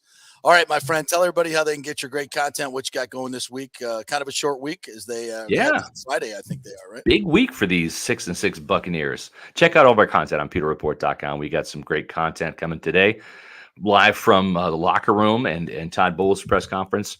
You can always check out our podcasts. We have them typically Mondays, Wednesdays, and Thursdays on our YouTube channel, Peter Report TV. We do that live at 4 o'clock Eastern every Monday, Wednesday, and Thursday. And if you miss the live broadcast, you can also watch them in video podcast form, all up on our YouTube page, Peter Report TV. Make sure you subscribe to that and follow us on social media, Facebook, Twitter, and Instagram at Peter Report. Great stuff, my friend. Really appreciate you coming on each and every week, Scott. Appreciate Love you, it, guys. And thank you JP, so much. Nick, we'll see you. Go Cats. Go Cats. Meet up in we're going to the Cheez-It Bowl. So exciting. But honestly, part of me, I wish we would have played you guys in the Cheez-It Bowl. That would have been fantastic. Because you know what? I'm not going to New Orleans on New Year's Eve. Hell no. That's a little too much bread after Christmas. Plus, you need your hazmat suit and your AR. Yes. So yeah, exactly. So, but that trip to Orlando would have been doable. So, yes, we'll see. Maybe next year. We'll see you. Thanks, buddy. Appreciate it. Of course, that Orange Blossom Trail, you might need a hazmat suit and going to Camping World Stadium. I was going to say, I was in Orlando for about 27 hours straight this weekend. Yeah. And I felt disgusting. Disgusting. Downtown is. I can't believe that I lived in Orlando. Downtown area used to be when it was Rosie O'Grady. You don't remember this, but probably before you were born, they had a Rosie O'Grady's downtown Church Street Station, what they called it. They had this big, beautiful mahogany 3-tiered concert hall. They still have that in downtown on Church Street. It's just beautiful. I saw so many great country concerts there. You're not looking around at those. Come on, you guys out there, please tell me what the name of that place was. Church Street Station, and they had the big concert hall there. It was fabulous. In a way, it was a great vibe down there. Yeah. In a way, though, I almost feel safe down there because there's so many police officers everywhere. Are there? And they close all the streets off because of all the incidents that have happened down there. So you almost feel like you have a security blanket around you. But then over by the stadium, Camping World's a bad area. Very bad area. Bad. But and we're gonna go. It'll be fun. Yeah, and they've already, I guess, the FSU allotment. They've gone like double over what they have. So now they're doing like a lottery system for this. Jesus. So we're probably gonna have way more fans than the Oklahoma side. I got a Lightning game that night, so I'd have to take the night off to go. So I might not go. The FSU Florida game was just such a great experience. I loved it. All right, we're gonna take a quick break. When we come back, our peanut gallery, Lonnie, Jordan, Thomas, all you guys making great comments today on our YouTube page, Facebook page, and on Twitter at FanstreamJP. Put your comments there. We'll read them and put them up on the show here. We're going to talk some Rays baseball when we get back. The stadium deal, got some information on that as well. And what are the Rays doing in free agency? Nothing. They're done, according to Eric Neander. Is this true? We'll talk about it when we come back. We're brought to you by Bay Area Modern Medical Center, BAMMC.com, and the Jeeves Law Group, JEEVES Lawgroup.com. Stay with us. Was your car totaled in an accident? Did your insurance company use Kelley Blue Book or NADA to appraise the value of your car? Chances are they didn't, and you got shorted maybe thousands of dollars. Call the Jeeves Law Group for a free case evaluation because your insurance company may still owe you money. 727-894-2929. It's a free call, so why not find out if you have a case? Insurance companies have been running this scam for a while, and most folks don't know if they've been shorted. Trust me. Scott Jeeves is a different kind of attorney, the kind insurance companies hate to go up against. He could recover thousands of dollars, so why not call? 727-894-2929 or go to JeevesLawGroup.com. That's JEEVES Lawgroup.com and tell them JP sent you. JP here for Emerging Investigations, Tampa Bay's premier investigation agency. Do you suspect your spouse is cheating or involved in a divorce, that your spouse is hiding money, an ex-employee or current employee with suspicious behavior? Is there a criminal matter you need help with? If you need information you can count on, using the professionals at Emerging Investigations is a slam dunk. Emerging Investigations is a licensed and insured private investigation agency, family-owned. Emerging is your ideal resource to secure evidence and validation, allowing you to make informed decisions in life's biggest matters. Led by industry executive Brian D'Antonio, Emerging possesses the experience and resources to get needed results. Emerging Investigations maintains an excellent reputation as a premier investigation agency. They are known for results. You're not just hiring a PI, but an organized, dedicated team using state-of-the-art technology. Their proven investigative methods produce crucial information used in criminal cases, insurance fraud, and personal injury claims. Many local attorneys, industry agencies, and your concerned neighbors all count on Emerging Investigations. Just go to their website, emerginginv.com, or call 813-291-FACT. That's 813-291-FACT-3228. Get results you can trust in life's biggest matters. Emerging Investigations. It's that time of the year to renew or shop your health insurance provider, and you can get great health insurance for $20, $30, $50 a month. Just call 844-310-9961 to help navigate the health insurance marketplace. 1 out of 3 people in Florida are uncovered because they think they can't afford it. It's not true. I made the call a couple of years ago, and they helped me get Blue Cross Blue Shield coverage, Florida Blue, for just $20 a month. Last year, it went up to $49. Are you kidding me? It all depends on your income and family situation. It's a free call, 844-310-9961. They will ask for some income information, and the highly trained reps will do the work to find out what your subsidy will be. 844-310-9961. And if you have a plan through your employer, you may be able to get it cheaper here. It's a free call, folks, and this has been a lifesaver for me and saved me thousands of dollars over the last few years. And you could choose your plan. That's 844-310-9961. Get covered like me and thousands of others and save thousands.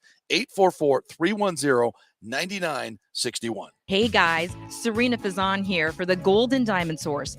Are you looking for the hottest trends in men's jewelry?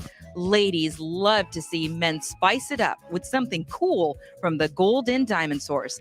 Whether you're looking for a gold chain, fashion rings, even a pre-owned Rolex watch, or thinking about getting engaged, there's only one place to go. Go see my friends, Julie and Steve Weintraub at the Gold and Diamond Source for your one-stop jewelry supercenter. It's never been more important to shop local and support the businesses that support our amazing Tampa Bay community. None better than the great folks at the Gold and Diamond, 3800 Ulmerton Road, or online at goldendiamond.com.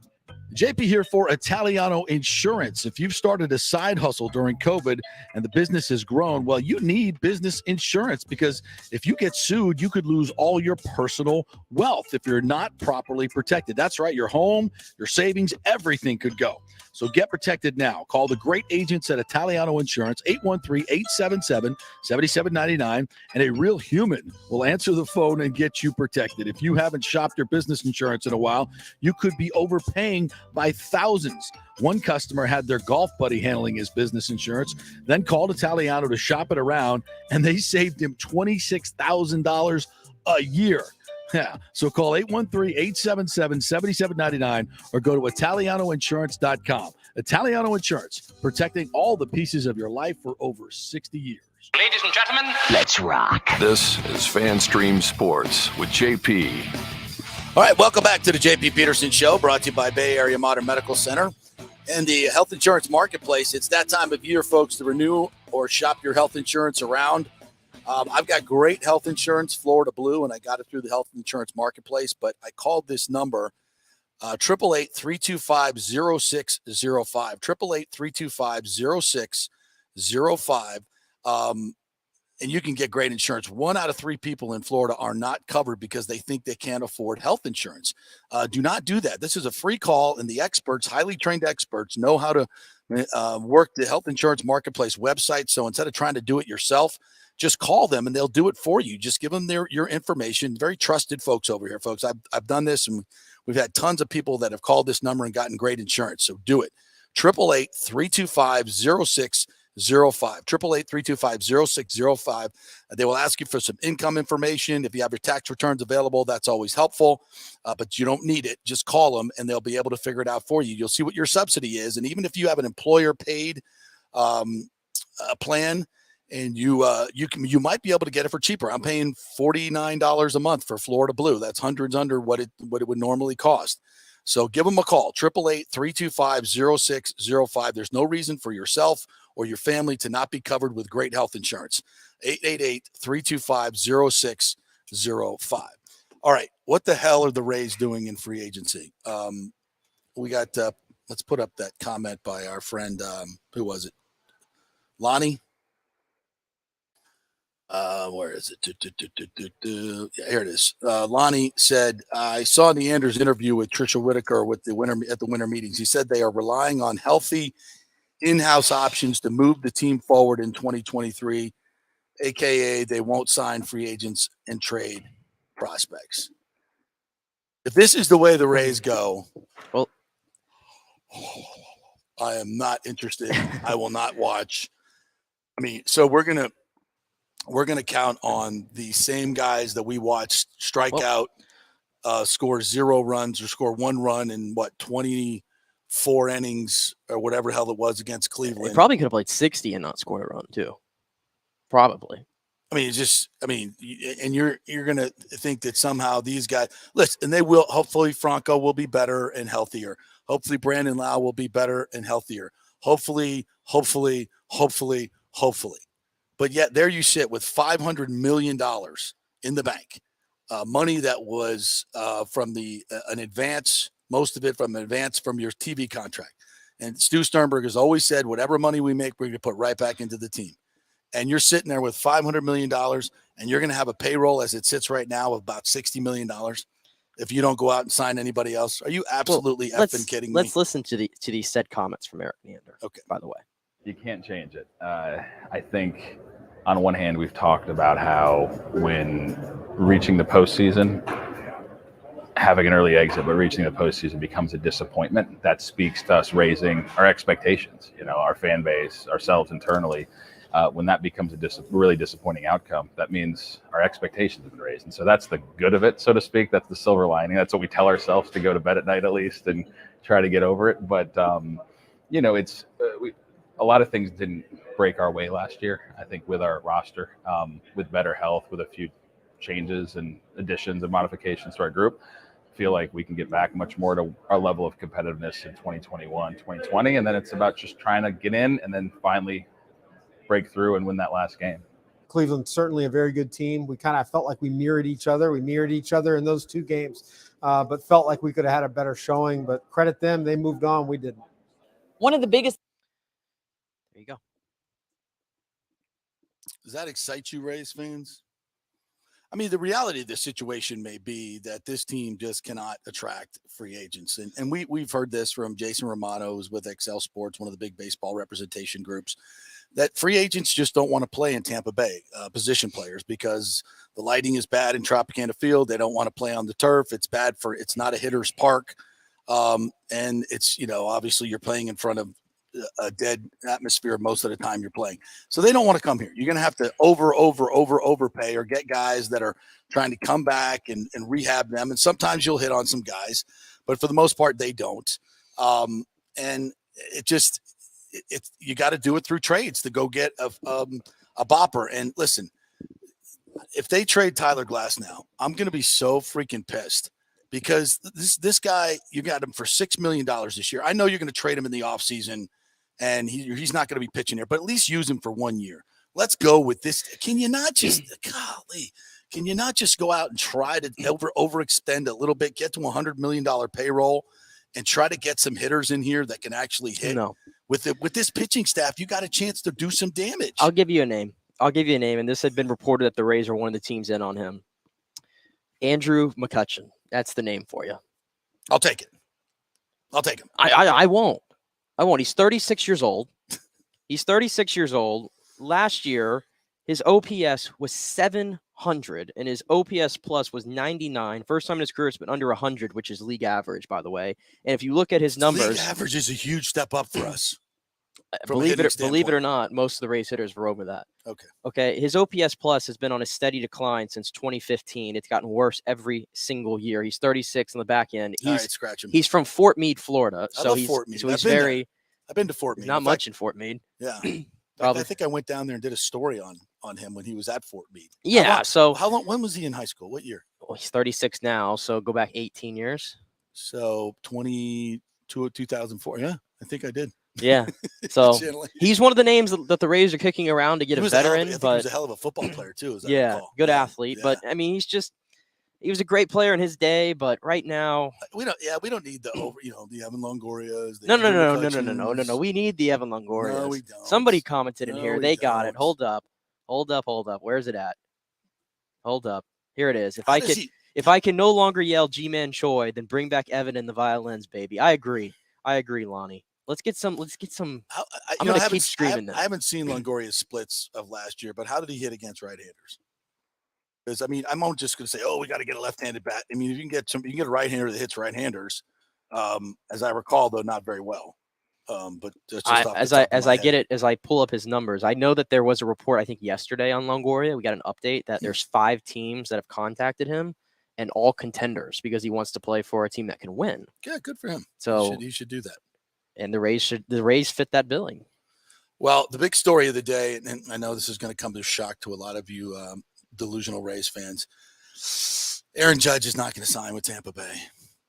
You know, I know you all. Yeah, we're in it with Verlander and Aaron Judge. I'm like, oh my God, you people! 9 years, $360 million. He's going back to the Yankees. Brian Cashman signed him for 9 years, $360 million. And as much as Brian Cashman tried to do the right thing, you got worked. 9 years, $360 million. $40 million a year. Yeah, for 9 more years.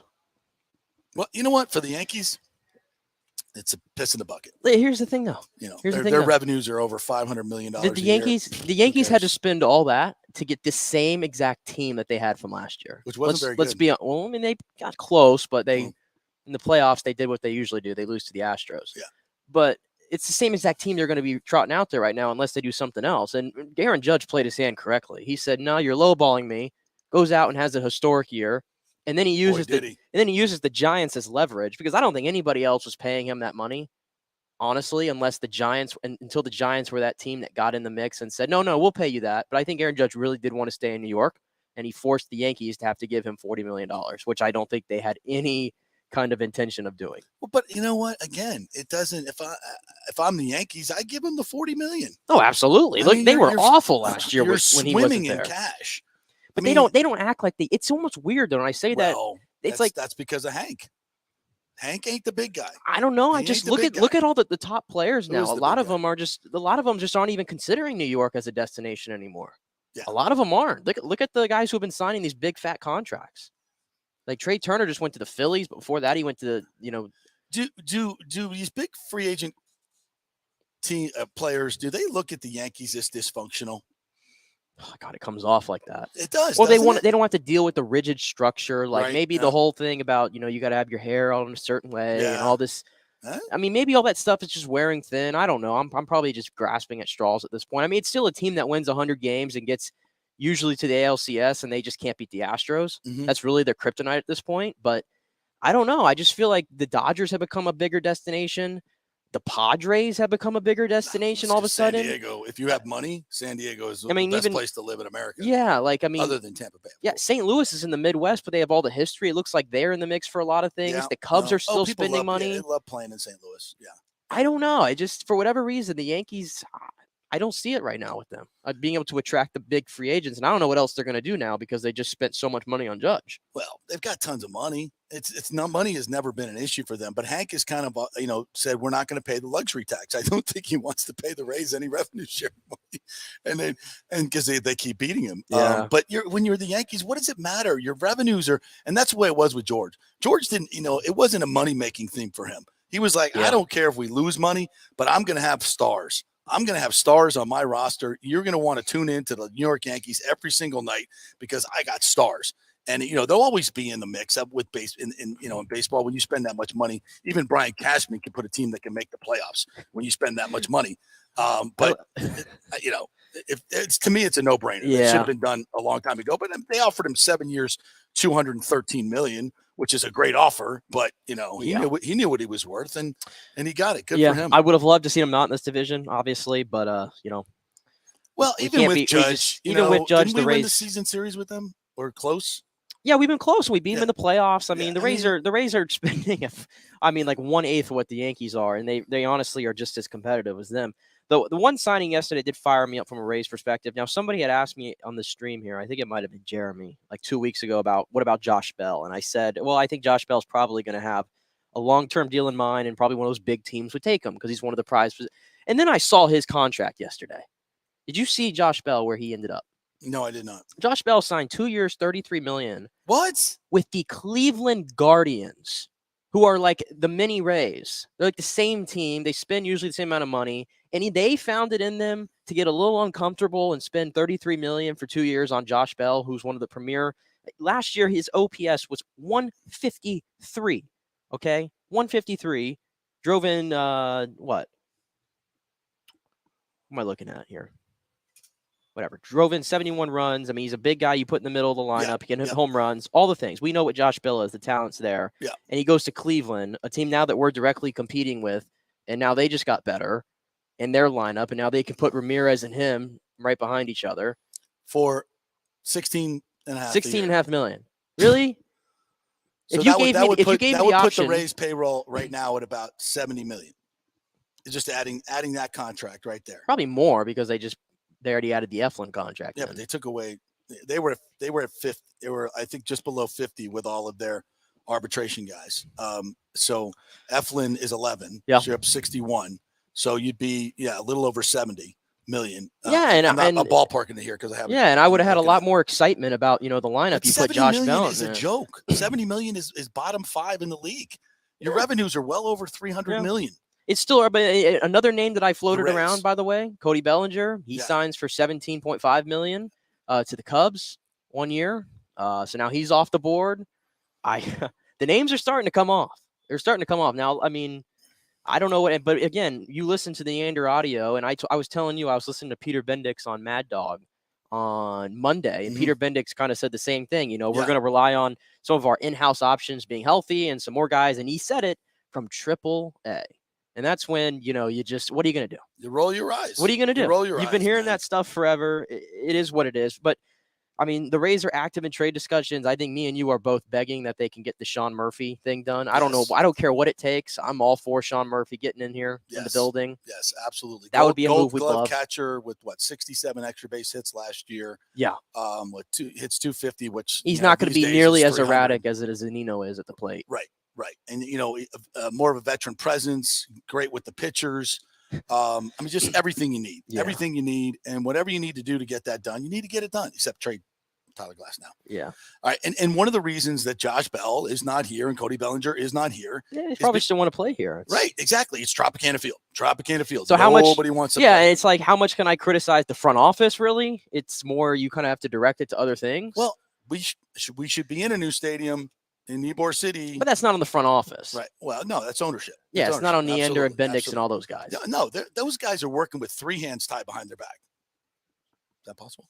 But that's what it is. They're under these ridiculous budget constraints that they have to work within, trying to lure and recruit players to play at Tropicana Field.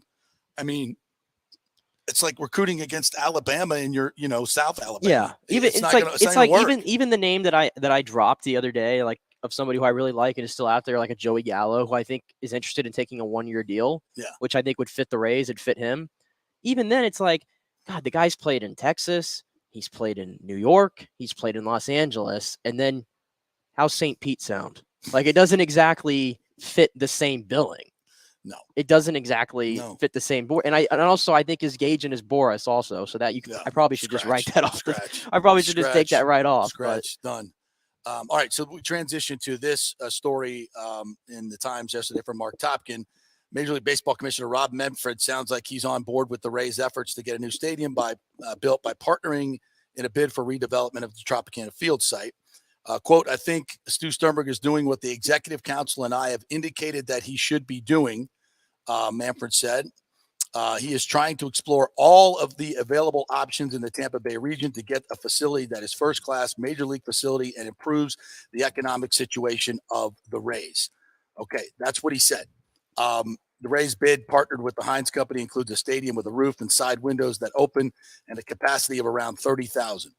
And then Topkin writes, Manfred said in July he always thought a Tampa site would be preferable in some respects, but also that location was not the only factor. In October, he said he had a lot of faith in Stu Sternberg and, quote, I think they will find a place to get a ballpark built. I think baseball can thrive in Tampa. He also mentioned this quote, we're past any reasonable timeline for the situation in Oakland to be resolved, Manfred said, speaking much more directly and negatively against Oakland. Okay, you know what else Rob Manfred said that is not in this story? He said the stadium needs to be properly located, okay? Which means it's not currently properly located. The Rays are proposing to build a stadium right in the same location, and the commissioner said it's not properly located. Why is that not in this story? Mark Topkin is a tremendous reporter. I know everybody gets mad at me when I talk about other reporters, but whatever. I just, we try to keep it real here, folks. We try to keep it. I know nothing personal against Mark Topkin. He's a tremendous reporter, great guy, great everything. Love the guy. I'm just talking about this report. You have a lot of the quotes that are in here from the previous quotes from Rob Manfred. Why is that quote not in here? That it needs to be properly located because it doesn't fit the narrative. So I'm just saying, I went to journalism school too. So you got to put everything in there and don't form a narrative. Okay. So that's where this falls short. So, the headline is commissioner endorses Rays latest stadium pursuit. Did he really endorse it? Or did he said, I think he's doing what he should be doing. He's trying to explore all of the available options in the Tampa Bay region to get a facility that is first class, major league facility, and improves the economic situation of the Rays. Did he say that he endorses this specific proposal? Did he say that? He could have said that, but he did not say that. That's not what he said. He said he is trying to explore all of the available options in Tampa Bay region to get a facility that is first class, but blah, blah, blah. Am I overthinking this? So when everybody's, it's going to be St. Pete, they put a proposal in 28 for Ybor City, folks, and they had an artist rendering. They had everything done except what? The financing. All right, they didn't have the financing done, and the Rays were all in, gung ho. Generations of Rays fans, Ybor City, perfect place. This market's great. Blah blah blah blah blah. Oh, you want me to pay for half? I'm out. So who's paying for this?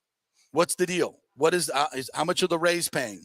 Or is St. Petersburg going to be on the hook for $1 billion stadium that is not properly located? Are you going to spend $1 billion on a stadium that's still going to have major issues because of where it's located? It is a failed location. It is not properly located. As Rob Manfred said, how much more direct can we be? Yeah, it looks great, and maybe St. Pete has the money, but is that what's best for baseball moving forward for the next 30, 40 years when the population is exploding in Hillsborough County and points east of Hillsborough County? No explosion points west of Tropicana Field, okay? Waterworld is not here yet. Kevin Costner, not here yet. So what are we doing? Again, here we are. And Daryl Shaw, yes, has continued to buy up property. They're looking at the shipyard site. If that's viable, there are still 2 other sites in Ybor City. Doesn't have the height clause that you can still build in.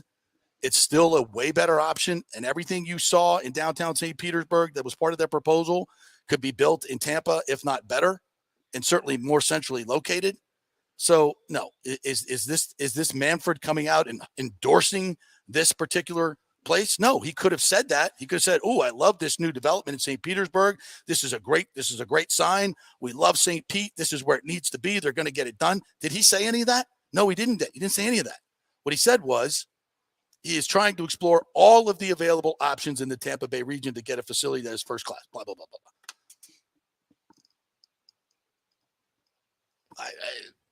I'm just saying. So is that an endorsement? I don't. I mean, listen. We've been at this for so long, and it doesn't seem like it's stopping anytime soon. I'm almost reaching fatigue with the stadium. Absolutely, it is like every new update. Like when I see like a rendering or anything like that, you almost roll your eyes at this point because you're like, oh, it looks like you'll never get it done. That's just the way it comes off right now. Yeah. Like I have no optimism at this moment. Let me know when losing it's done. optimism. Let me know when it's financed. Let me know when it's done.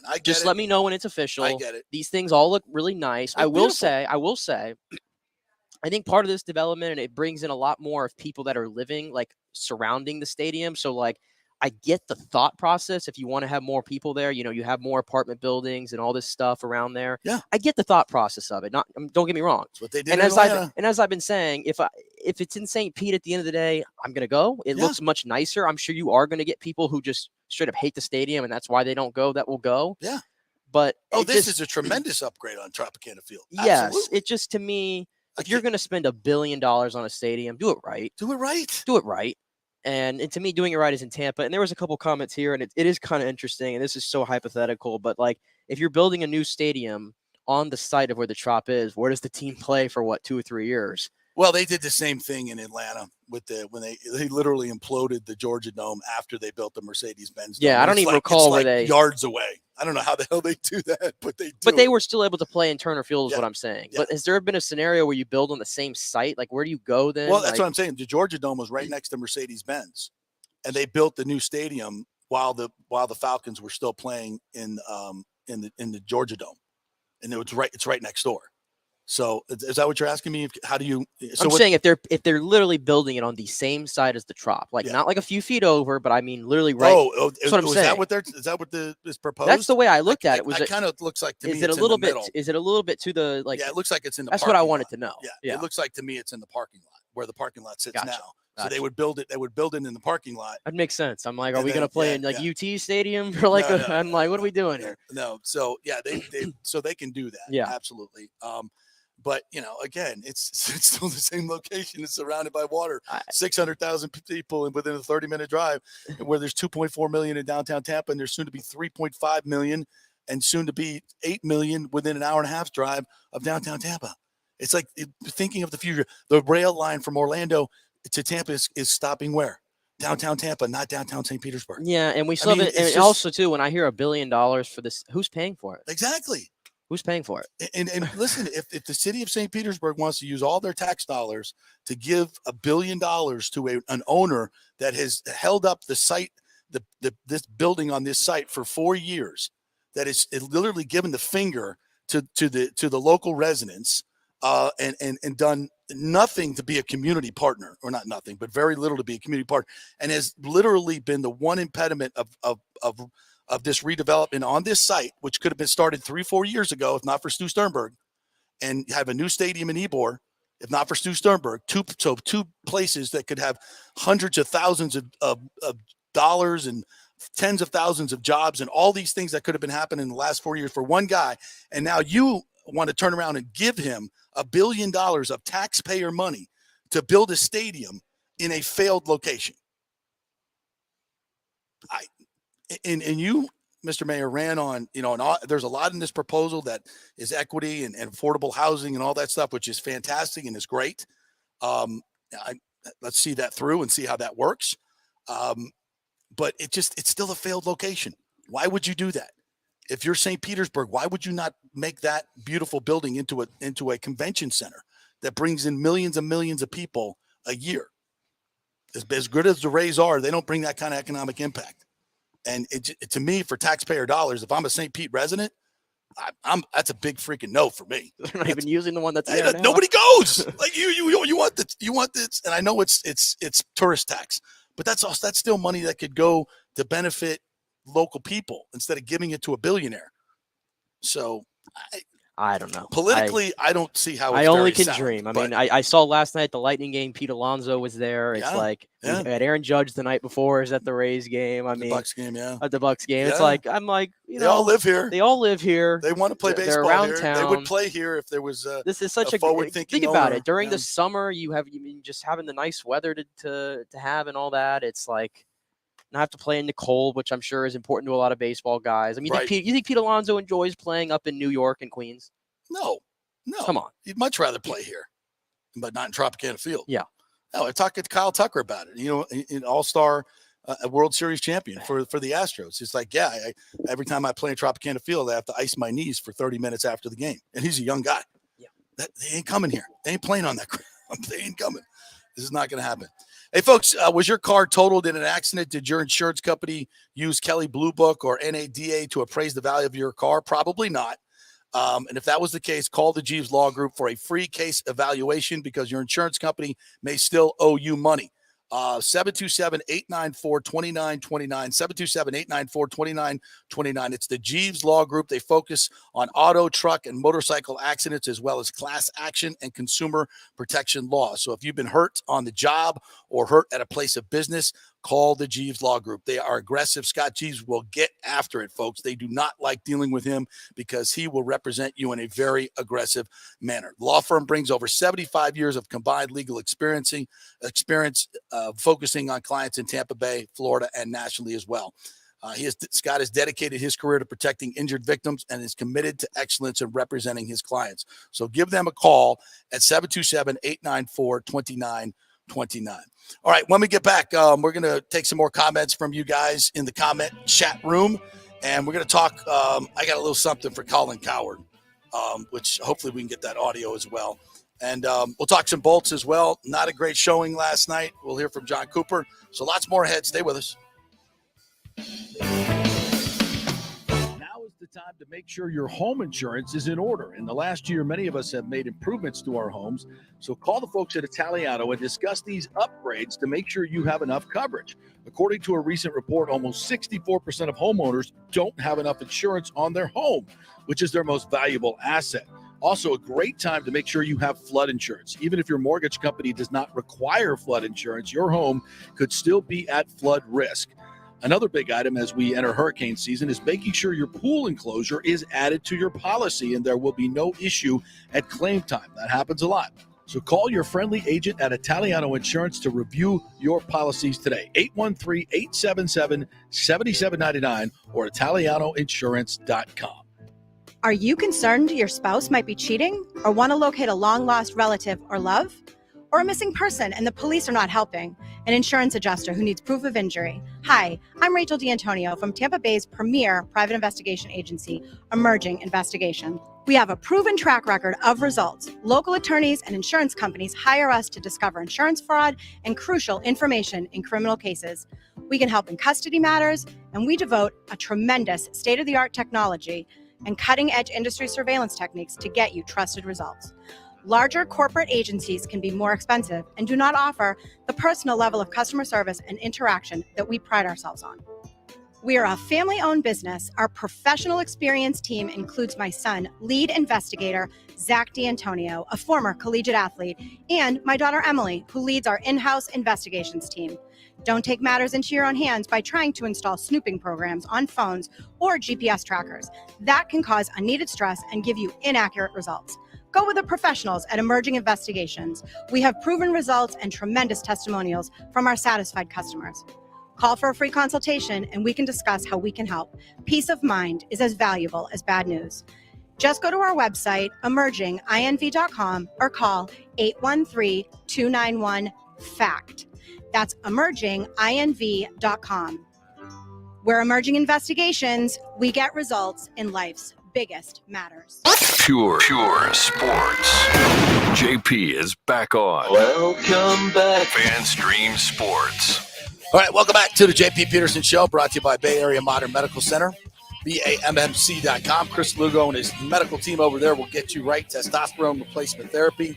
If you're looking to lean up, lose weight, you know what? I'm going to do the weight loss plan, the lean up plan with Dr. Lugo. So I'm going to get in there and, do that intermittent fasting that he talked about, which is hard for me because, God, I like food. I like food, especially in the morning, I got to eat something. But I will use his great tutelage and his great techniques because he gets great results. And I'm about 224, 225 right now.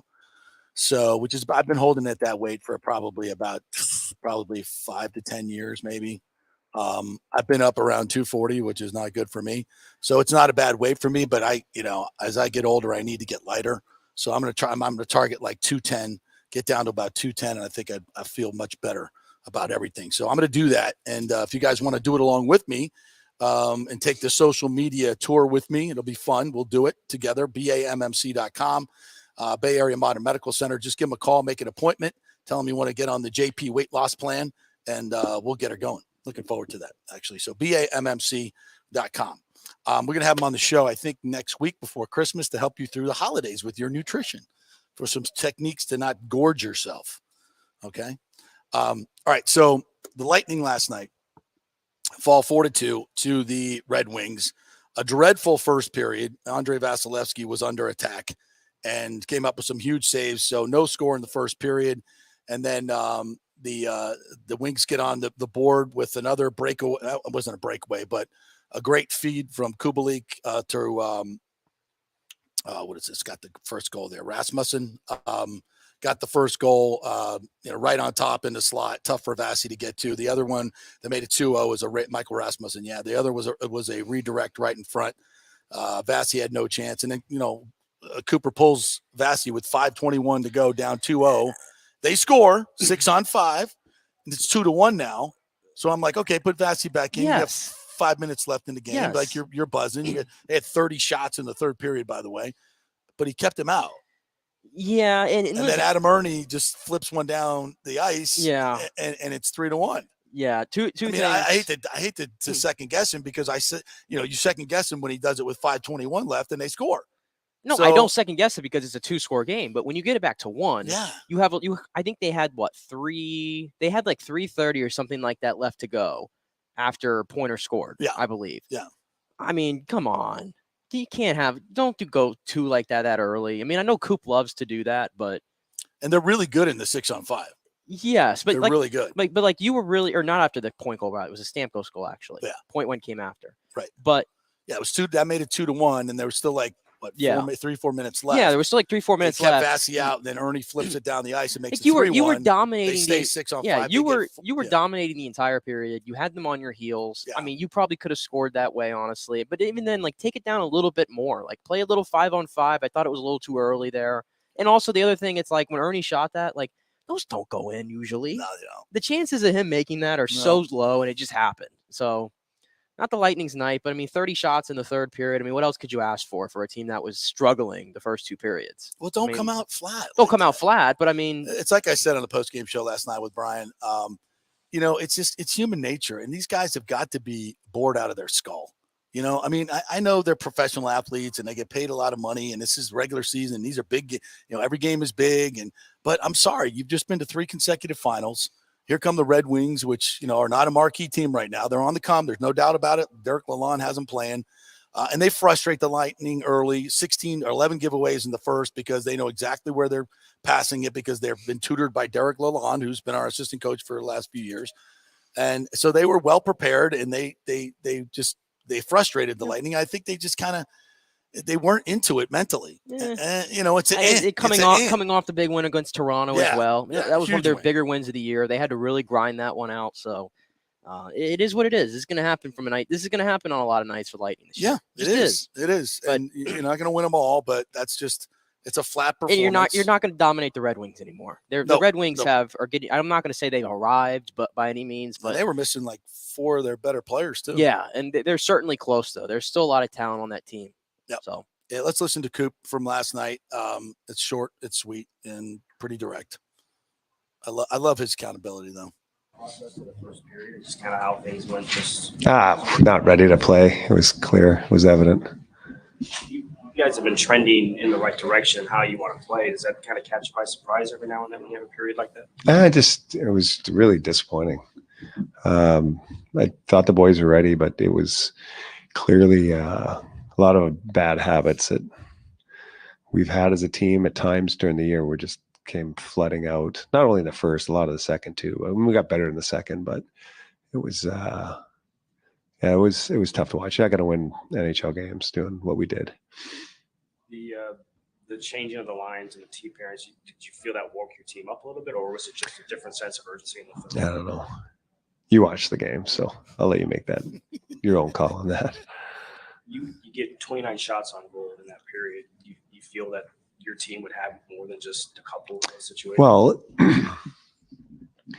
I mean, we did. We clearly pushed, and we owned the period. We still lost the period 5-on-5, 1-0. But that's going to happen.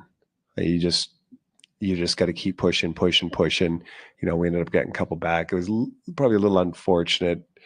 That first empty netter they scored was from distance, and but they gave it a shot, and it paid off for them. But the urgency we showed in the third, had we showed that for 60 minutes, maybe this outcome's a little different. When you make that's it. It feels like it's like your dad didn't even yell at you. He's just like disappointed in which is sometimes worse, right? He's like, we weren't ready to play. You're not going to win in NHL games like that. I mean, you guys, what are you doing? It's just like, Dad's disappointed. He's really disappointed in us. And you move on. Nashville's coming in Thursday night. I think we'll see a much better effort from the jump. But I will say this, Anthony Cirelli, his second game back now, he is the Swiss Army knife. He changes the tone. He changes the tempo of the game. Every time he gets in there, he's like a rocket. And between having him and Point back, and I think for a while they had Cirelli, Point, and Hagel going on one line, and they were going. It just changed the entire tempo of the game. So Cooper pressed the right buttons there, but it's kind of a throwaway game. And to me, it's a human nature game. And you're going to have some of these emotional stinkers. So let's get back after it on Thursday night. We'll see what happens. All right. Colin Cowherd yesterday, the guy who worked here in 1995, I think that's when he left, right? Cause he wasn't here when I got here in 97. He worked at Fox 13. And listen to him talk about Tampa like he just left yesterday, like he covered the team during the Super Bowl run. I play it. This is just beyond. Tom Brady is no longer tired of football. No, he's not tired of football. He's tired of Tampa Bay. He yells more. He's angrier more. His body language now is very Aaron Rodgers. He goes to the bench by himself. He barks at teammates. He's frustrated. Brady is Mr. Discipline, and the Bucs, and I used to cover them, have been perpetually squirrely my entire life. It was always an odd fit, right? It's the couple that's really, really super attracted to each other, but ideally 2 or 3 years in, you're like, these are different people. But they gave him weapons. They gave him a say. They gave him a voice. They gave him Bruce Arians, an offensive coach. It was very attractive, and Brady was really smart. He brought in people to Tampa that would make the weird fit comfortable. He brought in AB. He brought in Gronk. He brought in his training staff. He brought in his family. They run in Derek Jeter's house, right? He tried to make himself as comfortable as possible, but it was always an absolutely odd fit. And now he's divorced. There's no Gronk. He's got a defensive coach. 3 years on this pirate ship at sea. Scurvy is setting in. There's a mutiny brewing, and they've run out of fresh avocados. It's just not pretty. Tom Brady looks like every person watching or listening to this show who is leaving a company in about 3 months. The company doesn't know it. You know it. And you're just putting in the minimum work. You're getting frustrated more. You start rolling your eyes more. You leave work a little early. You still want to be productive. You don't want to harm your legacy. You don't want to ruin your reputation. But Brady is done with Tampa. And this is the way it was going to end. Listen, he and Belichick really are perfect for one another. They're both disciplined, willful, driven, and smart. But there's an old saying, when two people are savers, they put away their pennies and nickels, one of them becomes a super saver and drives the other one crazy, right? When two people are disciplined, one is super disciplined and drives the other a little crazy. And in the end, Tom was like, I'm not getting respect. I'm not getting a say. And he took a big swing, and it was an odd fit. But for about a year, it was a pretty good fit. But it's never been perfect. They were 7-5 year one. Now they're angry. They've moved off Arians. We thought from day one Arians was a weird fit, but now they kind of miss him. And so you can't help but watch Brady last night and think about the San Francisco 49ers next season. Brock Purdy, I think he's the answer now. But next year, big picture, last guy taken in the draft, Mr. Irrelevant, probably not the future for Kyle Shanahan, who to win a Super Bowl would have to outduel an Aaron Rodgers, a Joe Burrow, a Mahomes, a Josh Allen. I don't think he's going to go equipped with Josh Purdy. So Tom Brady after looks like he is not tired of football. He's tired of the squirrely, perpetually odd, off the rails Tampa Bay Buccaneers. And of course, you went on to repeat the old, it's a port city, it's Ybor City. That's all they have there. When Bill Gates has just put $3 billion, Jeffrey Vinnick would just put $3 billion into downtown Tampa. It's not 1995, Colin. I got news for you. It's a little different place. Perpetually swirly. Yeah, that's a new one. I covered the team in 1995. Good God. I mean, my God. The league's changed a little bit, and so has Tampa Bay, and they just won a Super Bowl. And by the way, he was the one when Brady came here was all against it. Oh, it's going to be a disaster. Arians, it's not Arians' offense. Super Bowl. Right. He was like, it's Arians. It's not a good fit. Blah blah blah blah blah. And I think a lot of what he's saying now is true. I think he has become disgruntled. Things have not gone well in the past year for him personally, but I put a lot of this blame on Tom. Tom was the one who cooked up this scheme to get out of Tampa Bay and try to force his way out of Tampa Bay because his wife wanted him to be in Miami, and he was trying to do it to keep their relationship together. I get it. But where this whole thing went wrong was Tom trying to force himself out of Tampa Bay, which begets you Todd Bowles, who's a defensive-minded coach that doesn't know how to manage games and has literally cut you off at the knees in terms of personnel and coaching and everything else. You're just not as good offensively because you have a defensive-minded coach that's changed a lot of things. Listen, have the Bucs underwhelmed this year? Absolutely. Yes, they have. Did they underwhelm net last year? Not really. They just got 13 games. They just got banged up at the wrong time, and they played the team that ended up winning the Super Bowl that just happened to be a little bit more talented than they trusted AB. They trusted AB. Sure. And they shouldn't have. Sure. Okay, but with that being said, this is all we always assumed this was going to be a 3-year marriage. Yeah. 2 or 3 years. I thought 2. I would love for them to go out and win another Super Bowl. It would mean the world to me as a fan, but you know what? He gave me one. Yeah. He gave me one. It worked. Like TJ said yesterday, everything else is just gravy at this point. Yes. It really is. I want them to win a Super Bowl. And if they don't win a Super Bowl, or if they even get close to it, did they underachieve a little bit? But if you look at the tenure as a whole, it's not an underachievement. No. A 33%. You won a freaking Super Bowl. You won a Super Bowl 33% of the time. I'll take in your own stadium. Look, we are at the point. We've spent the last 2 days bitching about the Bucs, right? And we've done that for most of the year. Yeah. They are 6-6. In 90% of the seasons, Buccaneer fans would go, "Oh, we're 6-6 in first place." It'd be farting confetti. I mean, Colin Cowherd said they were 7-5 in the first year. It was chaotic. Are you freaking kidding? 7-5. Sign me up. Yeah. If the Bucs are 7-5 next year without Brady, sign me up. Yeah. And we knew that was going to be a work in progress, and it's the same. And we knew that to some degree this year.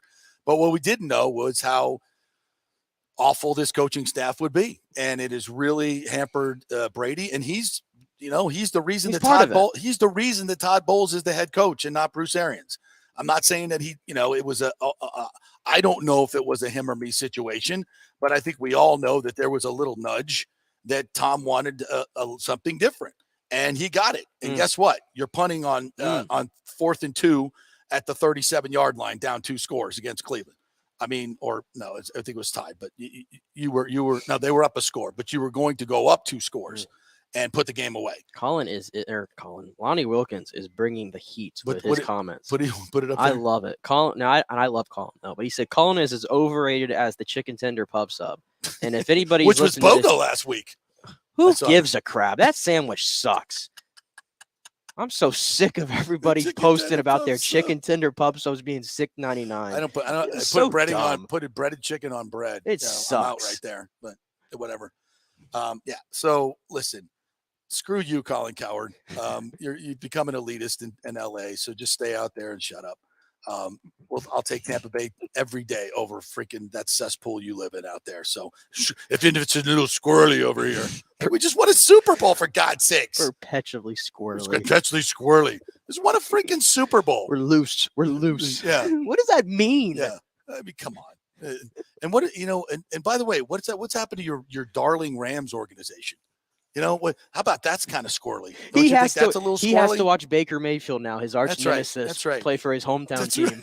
That's going to be great. How squirrely that's going to be great. Yeah, how's that genius working out there? Yeah, it's funny when you don't have players, you're not as smart as you used to be. Crazy how that works. All right, that'll do it here for today. Our thanks to gold medalist and major champion Gigi Fernandez for joining us. By the way, her tennis clinic. So if you're a doubles player or you have a kid that you want to get interested in tennis, even if they're a beginner, this is free to have a major champion teach your kid doubles and teach them how to play tennis. And they're a great program out of Innisbrook. Just go to Innisbrook Resort website. Just Google it and look for the tennis events coming up Saturday. You got to sign up online. It is free, but you got to sign up. So go to the Innisbrook website and sign up for the tennis clinic coming up this weekend on Saturday. And our thanks to Scott Reynolds as well, who joined us. We'll be back tomorrow with more fun and frivolity. We'll see you then.